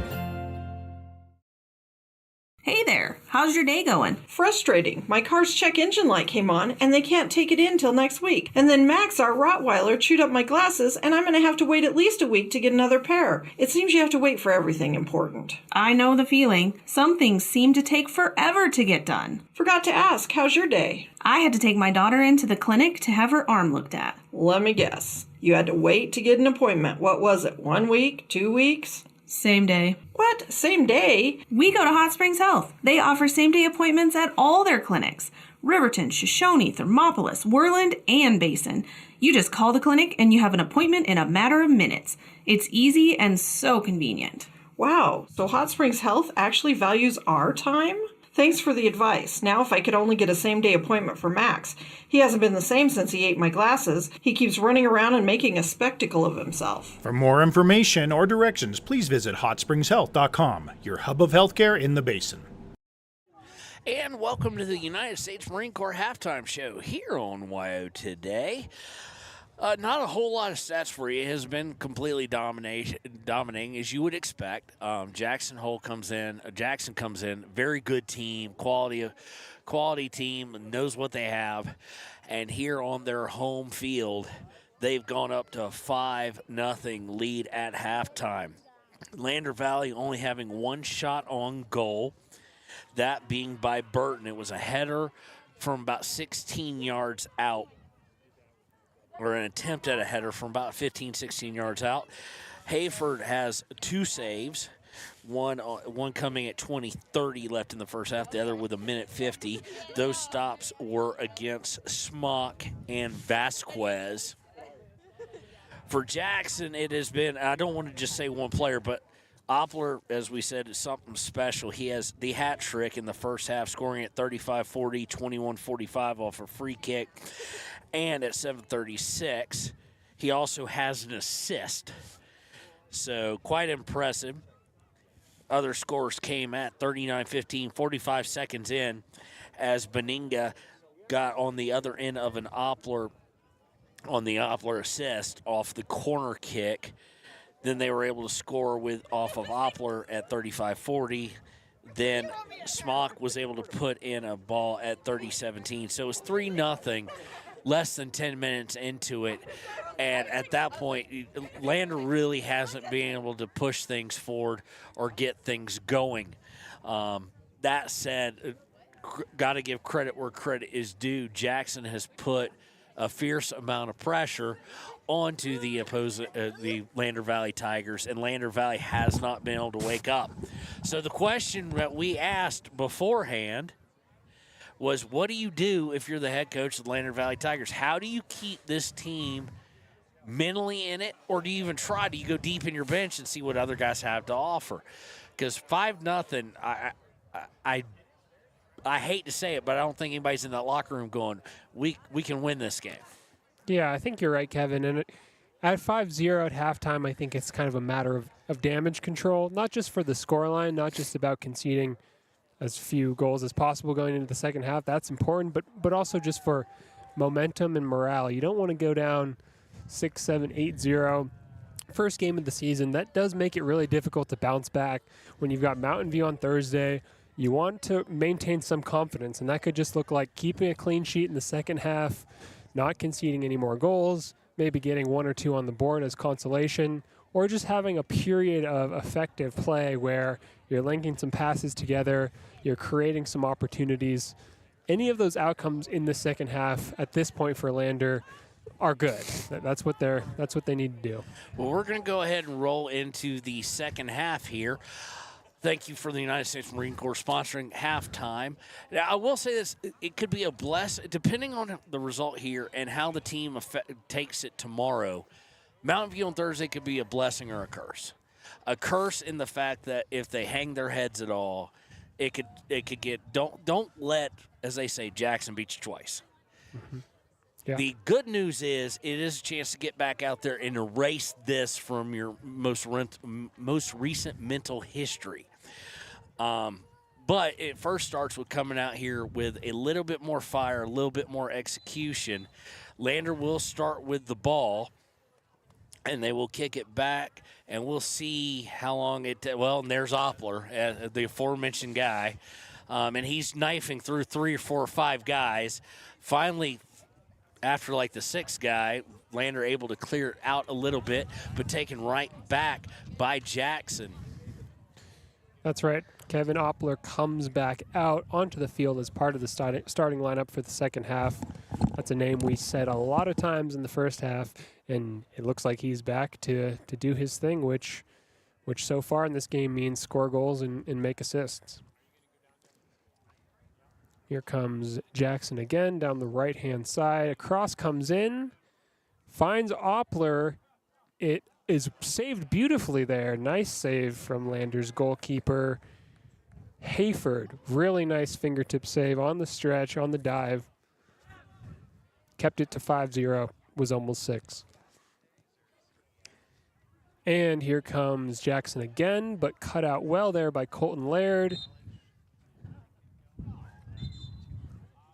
The ref blows a whistle, and it looks like it's going to be a free kick here for Lander, as the referee ushers the crowd to move back off of the sideline as they've kind of crept a little bit too close for comfort, in his opinion. Typical spectators always trying to get the best view. And satisfied with the margin of distance on the sideline there, the ref jogged back into play as Lander takes the free kick and looks to capitalize through the middle with number 27 carrying the ball. That's Lozier.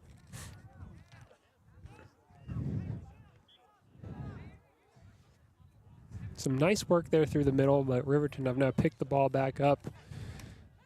And in the midfield, possession changes hands a few times. Lander coming forward again with the ball. And Riverton now, or Jackson now, sorry. Excuse me. And an offside flag is raised against Jackson. A nice ball forward, but just a little bit too far ahead of the play there, and it will be a Lander free kick.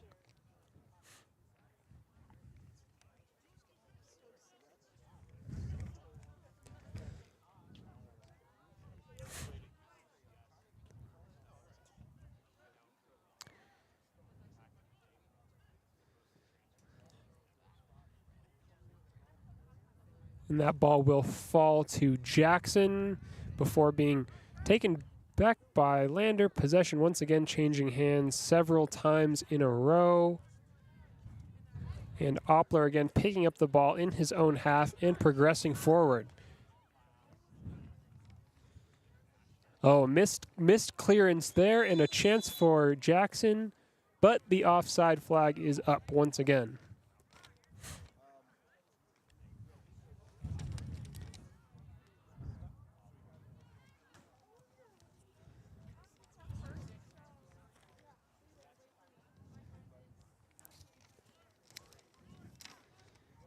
And Lander now with another opportunity to take a free kick, and that will sail into Jackson's half.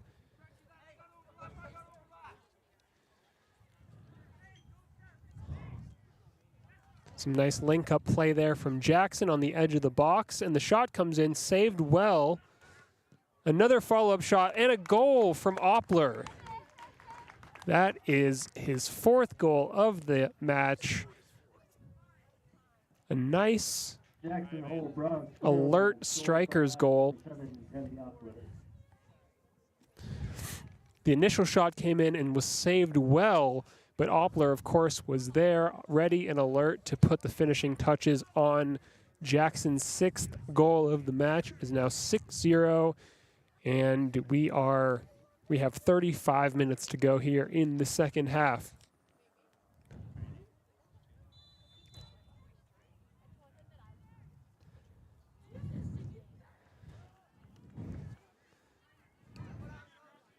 Lander's back line looks to clear and will concede a throw-in to Jackson.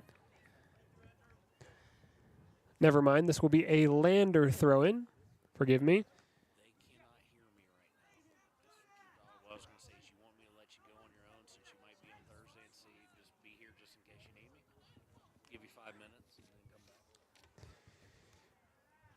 All right, and it will be a nice long kick into midfield, gathered by Jackson and played down the line well by number 11. That is Isaac Zarate Carrillo. Nice work from him down the left wing, as Jackson once again looks to press forward and threaten Lander's goal. Real quick, one thing I did want to point out to the audience was, because it was the 4th goal by Oppler, everybody's going to know that, but what a save by Hayford against Smock there, who's trying to put it in, and I mean, he's got to have some help. It was a really nice initial save there, and unfortunately it was spilled by the goalkeeper into the path of Oppler, but still, regardless, you got to give some credit to that reflex save from Hayford. As the ball ends up deep in the corner and rolls out of play for a Jackson throw, taken quickly. And a foul there. Will be a free kick for Jackson.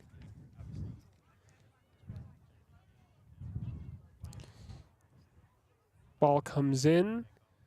Long cross that sails up and over the goal, out of play. That will be a goal kick for Lander, as Hayford sets up what must be his, it's hard to tell how many goal kicks he's taken in this game, but it's quite a few. He's been really busy just trying to find a teammate in the midfield, which he struggled to do. Although he does find a teammate here, and Riverton quickly regains possession. A shot off the crossbar.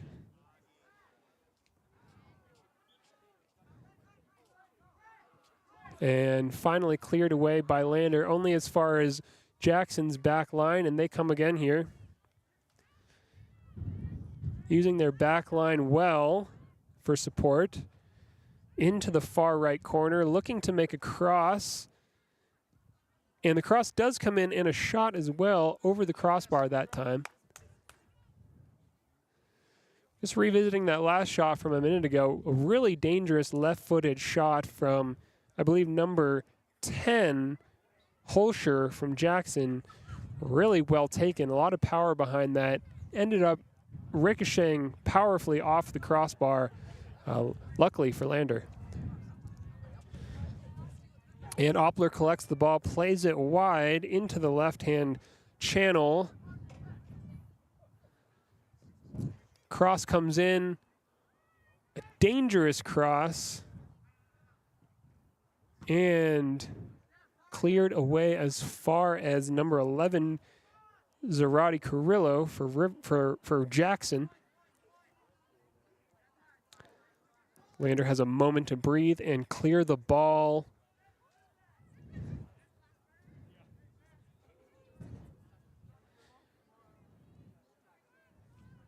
That's Bear Blackburn, number 10 for Lander, taking a moment just to try to settle his team and regain possession, but quite quickly Jackson recovers the ball once again.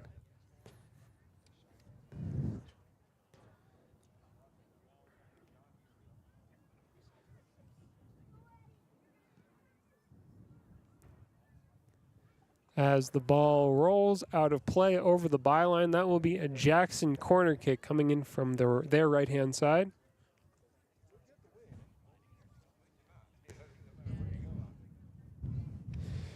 And as the shade creeps over the field, the temperature is dropping here in Jackson. The cross comes in and headed just wide from Oppler. He did almost everything right there, heading it low and into the ground, but just missing the margin of the far right post. Took a deflection on the way out, and Jackson will have another corner here coming in from the other side. Low cross comes in.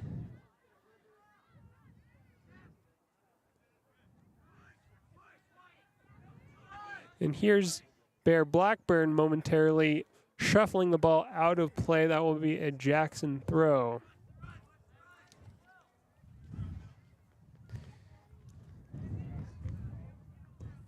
Switching the play nicely there. Jackson again advances forward from the right, a part of the field that they've been quite busy in all game long.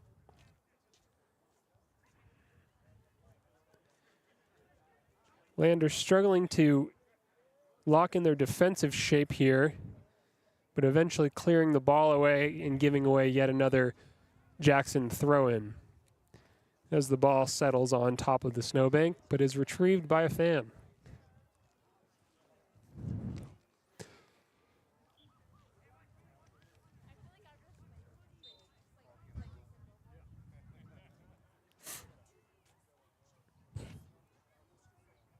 And Jackson once again holding up the ball nicely, spreading it across the field onto the left-hand channel. That is number 14, Casey Mendez, progressing the ball forward. Now the captain, Braden Hills, charging forward from center back into the right-hand channel. And a cross comes in and shuffled over the goal line for yet another goal. I believe that's Oppler again. Yet another nice goal from Oppler. That was an improvised finish, kind of shuffled it in with a back heel, turning his head, looking over the shoulder, finding the goal, and scoring what is his 5th goal of this game.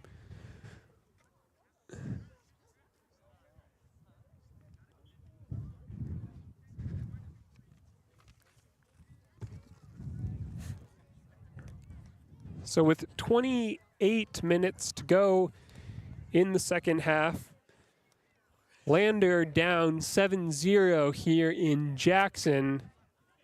It's been a pretty one-sided game throughout. Jackson having the majority of the ball, the majority of the shots, and 7 goals to show for it.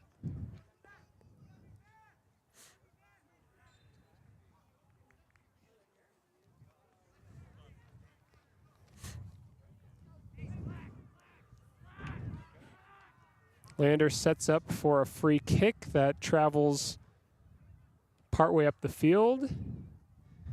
They maintain possession for now. These are good signs from Lander. Till a nice step forward. Turns the ball back over to Oppler and Jackson.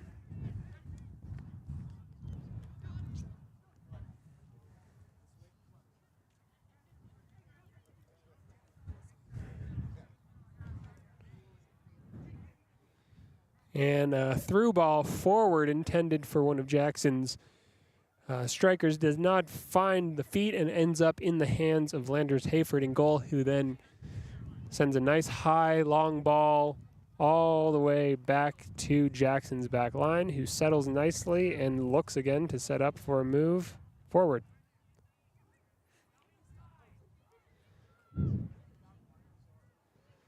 Clearance from Lander, once again only finding Jackson's back line, who can set up again down the left channel with Zarate Carrillo.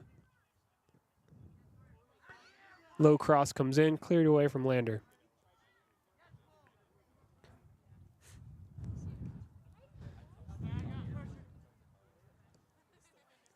Here's Zarate Carrillo again on the left. Zarate Carrillo and Mendez linking up well on the left.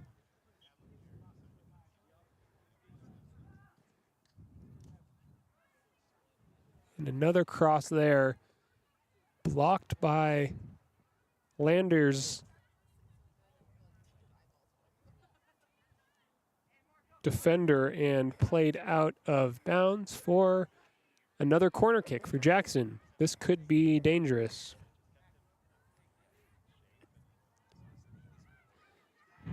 Corner played short. And a shot comes in, but it will roll just wide as Hayford watches it go out of play, grabs it to set up for another goal kick for Lander.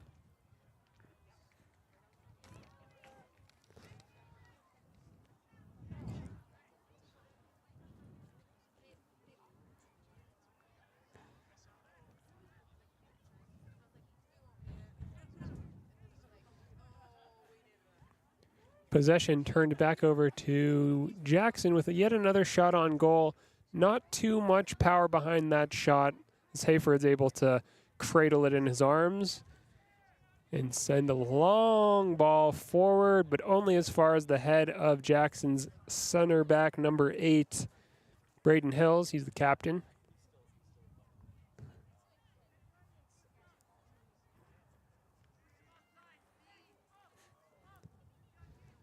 Jackson's back line demonstrating some nice composure there to just settle the play, hold the ball, and go forward here with number 10, Holscher.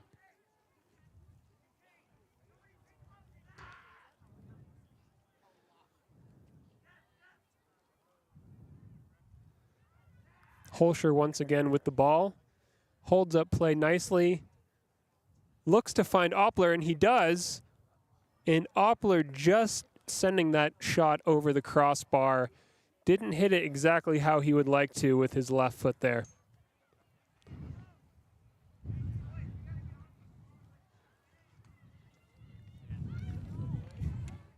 It seems that opportunity caught him by surprise, and he was not quite able to set his feet and keep his shot on target. Now it'll be Hayford Verlander to take a goal kick.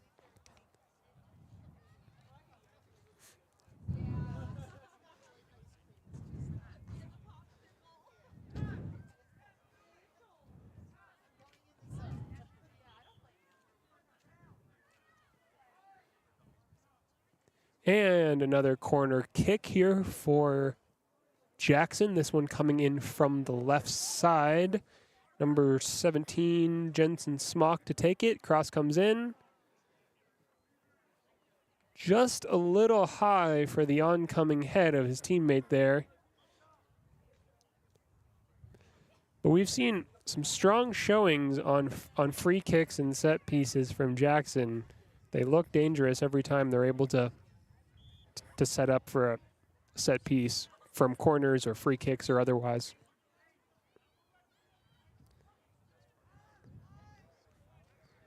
And once again, Jackson able to be first to the ball from a Hayford free kick in goal. That one will roll out of play over Hayford's byline for yet another Jackson corner kick, this one to be taken from the right. It's Oppler setting up to take this one. He's demonstrated his ability to take accurate set pieces with his well-taken goal earlier in the match. Here comes the cross. And blasted about 50 feet over the crossbar.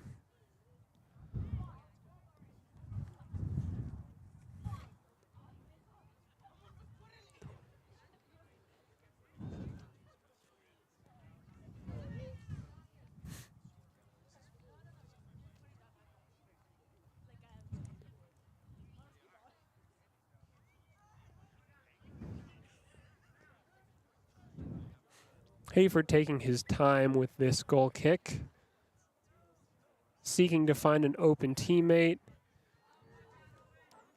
And the ball rolls out of play. Will be a throw in here for Jackson.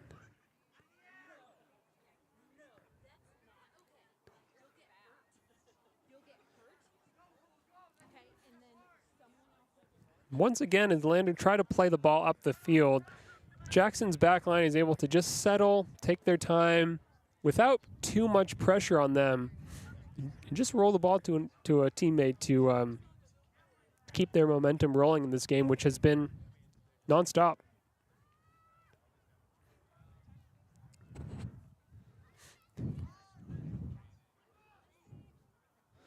Repeating the cycle, we will have another Jackson corner kick. Oppler once again.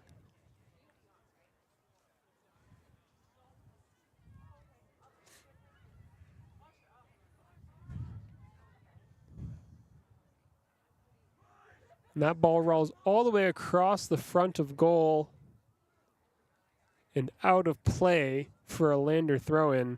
Yet another dangerous corner kick taken by Oppler.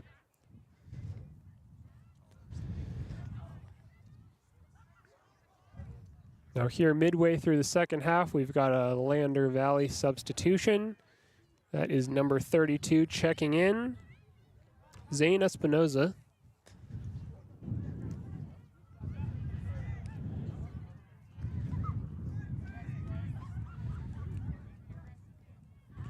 In an attempt to play a through ball from Lander, nearly breaks, but ends up back in the hands of Jackson. Oppler plays a nice ball out left, but dealt with well by the Lander right back.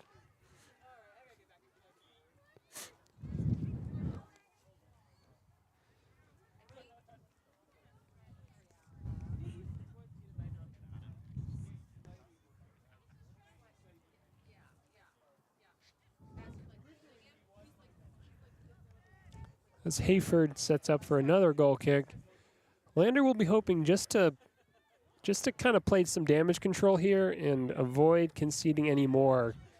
Going down 7-0 is already painful and difficult, and they're not going to want to see that number increase. As a nice through ball rolls through to Colton Laird, he'll have an attempt on goal here, but saved well by Martinez in the Jackson goal. Good speed on display from Laird. He has shown throughout this game his pace, though he just has not received a whole lot of service to make use of it.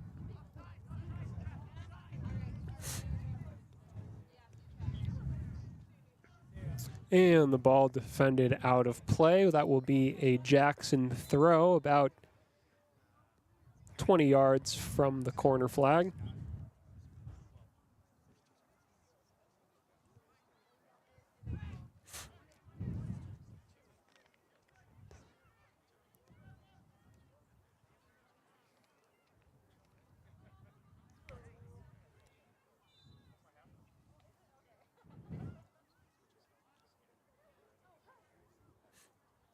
And Lander now with the throw. Long throw.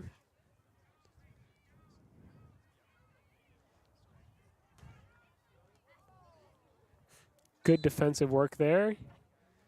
And the referee blows a whistle in favor of Jackson. That's Jackson's number 4, Erwin Condi, putting his body on the line and winning the foul, playing a nice ball as a result to his teammate, and Jackson looked to move forward once again.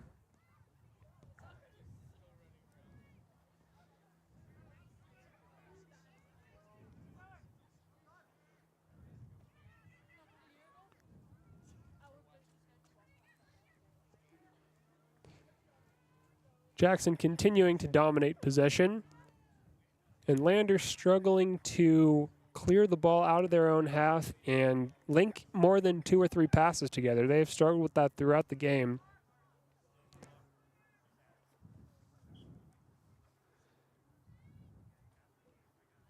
Have another corner kick from Jackson, sailing in from the right.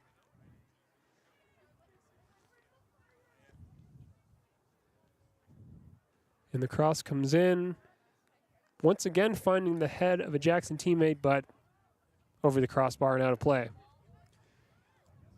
A major factor in the free kicks, corner kicks, and other set pieces in this game has been Jackson's size, which seems to be on average a few inches greater than Lander's team, and that has created quite an advantage for Jackson players looking to put their head on the ball, and they have scored 7 goals, partly as a result of that mismatch. Another shot comes in, well saved there, though, from Hayford.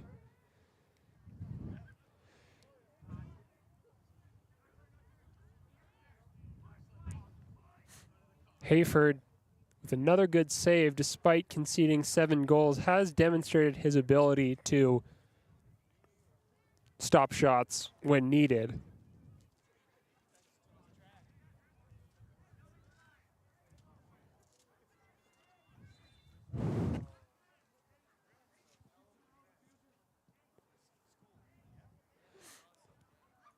And with 15 minutes to go in the second half, Lander down 7-0 against the Jackson Bronx.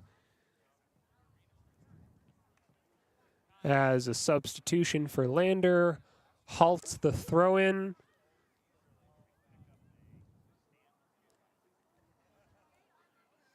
One-for-one substitution there.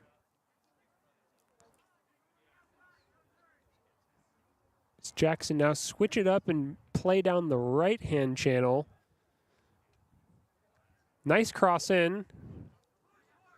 Collected at the top of the box by Jackson and played back comfortably to the back line. And the passage of play continues here with another push down the right-hand sideline. A cross comes in, gathered by Hayford.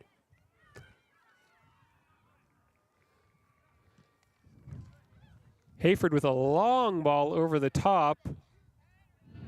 Dealt with very well, though, by number 6. That's Jackson's Peter Concannon. That's a difficult first touch, and he executed it nicely.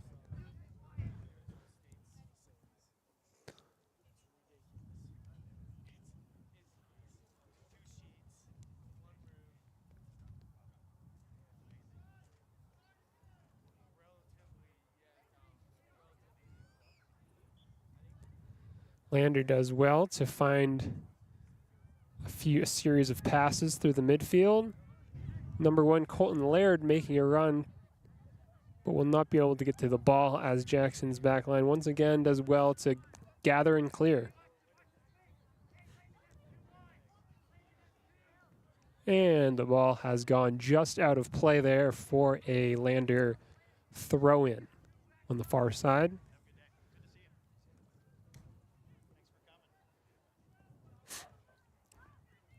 And here comes Jackson again, intercepted by Bear Blackburn for Lander, but quickly turned back over.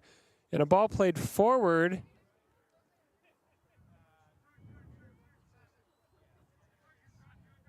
As Lander looked to clear.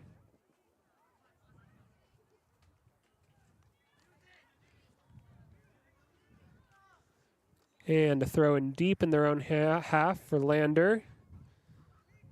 Bear Blackburn looks to maintain possession.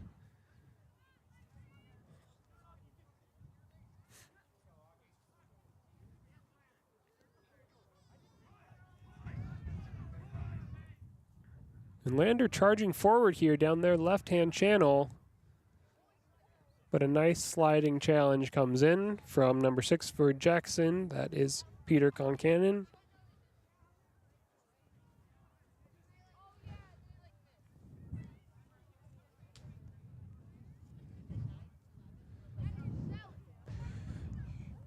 Lander continuing to try the single striker hanging out up top, waiting for service, looking to use pace. That's Colton Laird running off the back of Jackson center backs. Has not really paid off at all in this game, aside from a few flashes of Colton's pace, but in general, the center backs for Jackson have had that strategy comfortably covered without too much danger.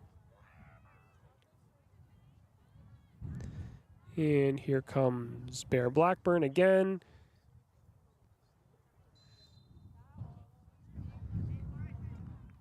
He is fouled. That will be a free kick to Lander around halfway.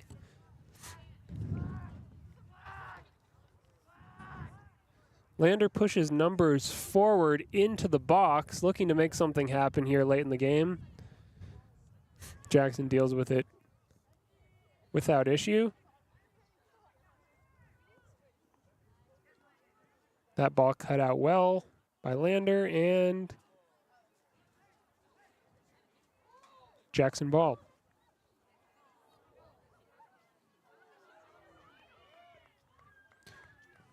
Really nice work there from Hayford to charge out of goal and collect the ball. But the shot comes again, and it sails dangerously over Hayford's crossbar.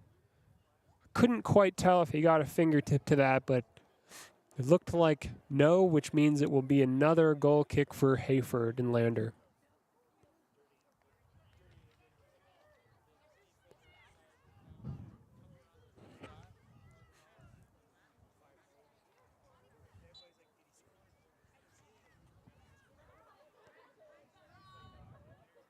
Here's Hayford.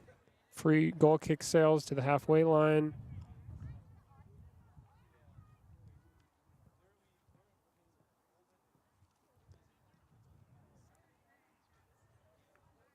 And the ball goes out of play for another Jackson throw. In terms of shots on goal, Lander has had few chances in this game. Not much to speak of. They've hardly been able to get the ball out of their own half and into Jackson's, making for a very comfortable, as the 7-0 scoreline suggests, game for Jackson. And even as the long game starts to come to a close, the pressure from Jackson is relentless. A shot comes in and is deflected out of play. That will be a corner kick for Jackson on the near side as Oppler once again steps up to take it.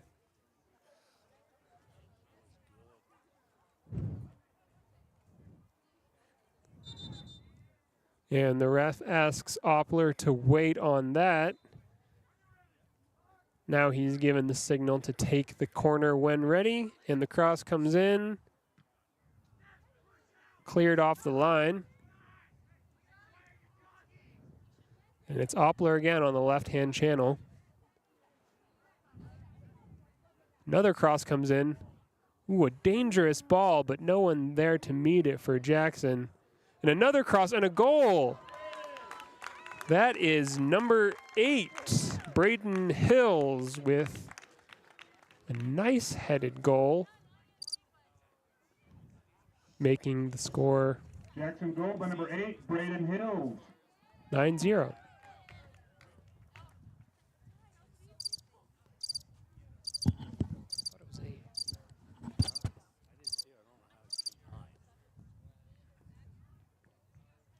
Lander once again taking the opportunity after conceding that goal to huddle up and see if they can use each other to improve on the final 10 minutes of this game.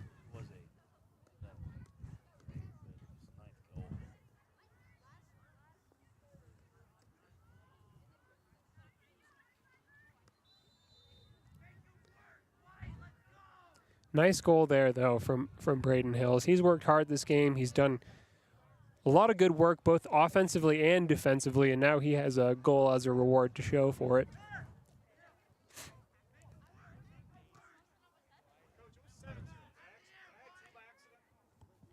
Yes.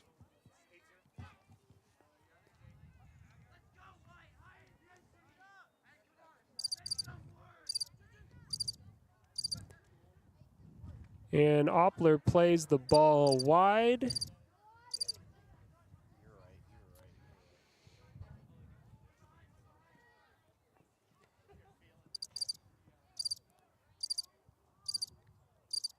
And as Jackson continues to apply pressure, Lander's backline works hard. They nearly clear, but a shot comes in the end. That one, no trouble for Hayford, who gathers, yells some encouragement to his backline, and makes another long clearance. Looking to find Colton Laird up top. Not quite settling, though, for Lander.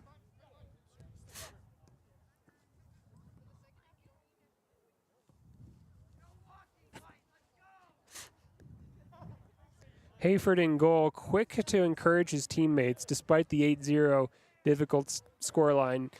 He's been relentless in keeping the energy up. Oh, and a shot comes over the top. Oh, and nearly finds the back of the net, but bounces off of Hayford's goal frame and goes out of play. That was almost 9 for Jackson.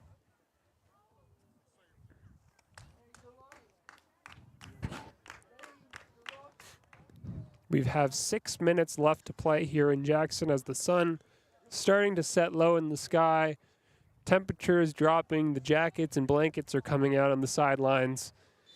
You have to imagine for Lander, they're just looking to close out this game now without too much more difficulty. Having conceded 8 goals is more than enough for any team, and they'll just want to wrap up this game, collect themselves, and try to maintain some confidence heading into another game on Thursday against Mountain View.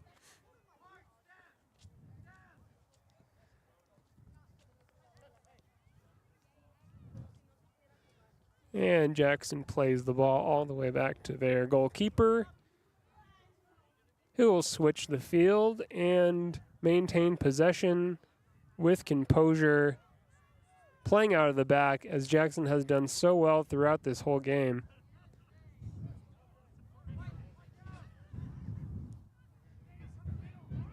It's Oppler again on the far side with the ball, looking for a teammate, receiving the ball back on the 1-2.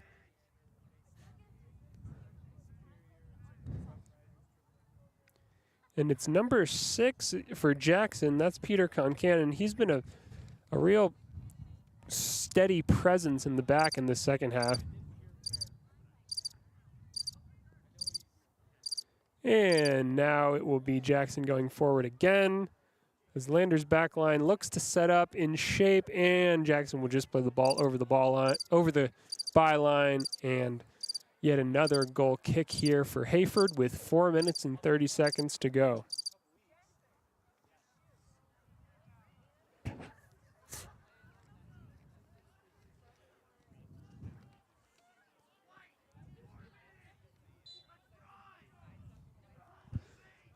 As Hayford takes another goal kick, he encourages his teammates to keep the tempo up here. The shot will fly well over the crossbar.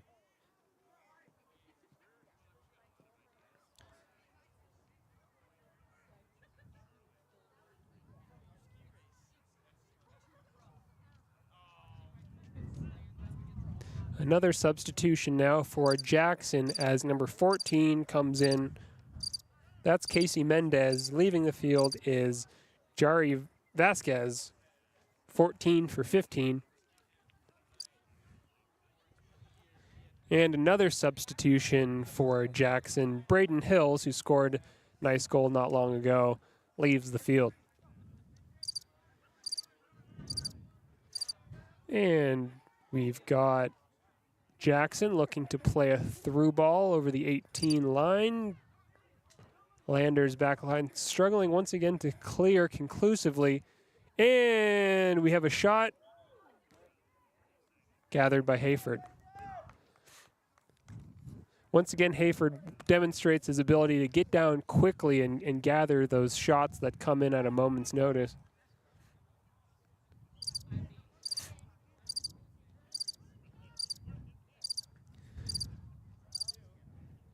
An opportunity there for Lander to play the ball forward, but quickly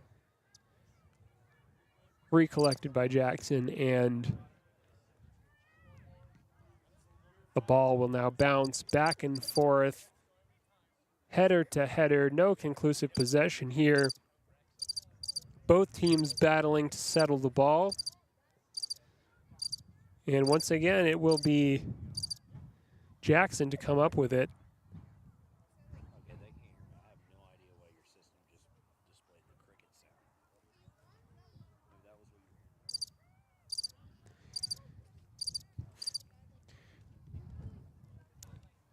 And with 2 minutes to go here in the second half, it is 8 Jackson, 0 Lander.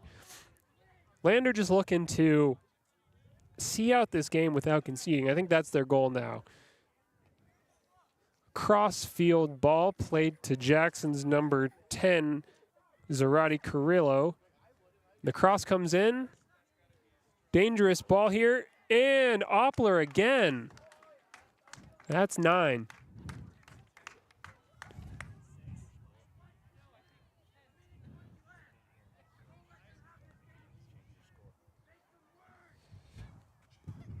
Jackson's goal by number 7, Teddy Oppler.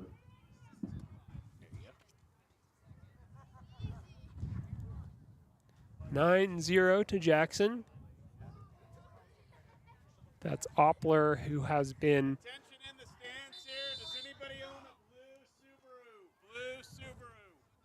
Oppler, who has had a standout performance, has really just been backed up by other great performances from the rest of his team, though certainly he's been the player of this match.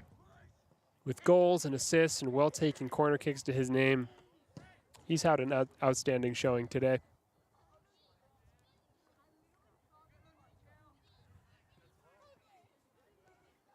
And we're into the last minute of regulation here. Another attack coming down the right-hand channel for Jackson. Low cross comes in, and a shot saved by Hayford.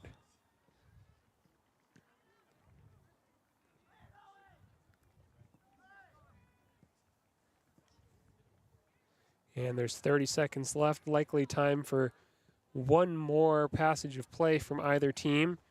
Jackson just settling the ball in the midfield, taking their time with it, displaying confidence.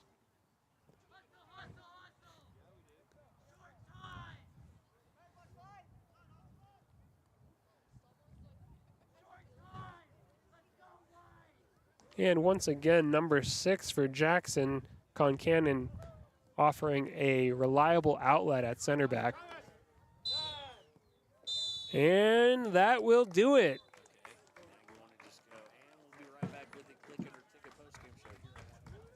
That is 9-0, and we will be right back with the Click It or Ticket post-game show. Thank you for tuning in.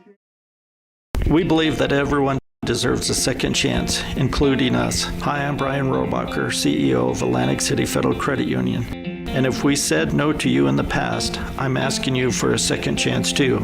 In the midst of everything happening, we are committed now more than ever to second chances and when it comes to your finances. An auto loan for your new car, business loans, home loans, and more. Give Atlantic City Federal Credit Union a second chance to give you a second chance. We've been helping our community thrive since 1964, and now it's your turn. Visit AtlanticCity.coop to apply today. Atlantic City Federal Credit Union, federally insured by the NCUA. Okay, welcome back to the Click It or Ticket post-game show. We're going to talk about our Papa Murphy's player of the game here for Lander. And after a scoreline of 9-0, it's difficult to find a standout performer after a dominant win from Jackson. But in goal, Hayford does deserve certainly some credit. Despite the 9 goals conceded, he made a handful of key saves, good athletic reactions to prevent the ball from going into the goal, what could have been certainly 12, 13, 14 times. And not just the athletic performance, but also the mentality he displayed late in the game, ushering teammates to continue to maintain their tempo, not to give up, not to jog, to maintain that intensity and sprint. He was a leader out there, despite his team taking a really difficult defeat today. And so for that reason, Hayford in goal has been awarded the Papa Murphy's Player of the Game and will be able to collect his gift card in the near future. Well, that's all from us today. Thank you so much for tuning in to watch both the girls and the boys play here in Jackson. It's been a warm, sunny afternoon, though it's starting to get chilly now, and we'll be back on Thursday for Lander at Mountain View. Thanks again.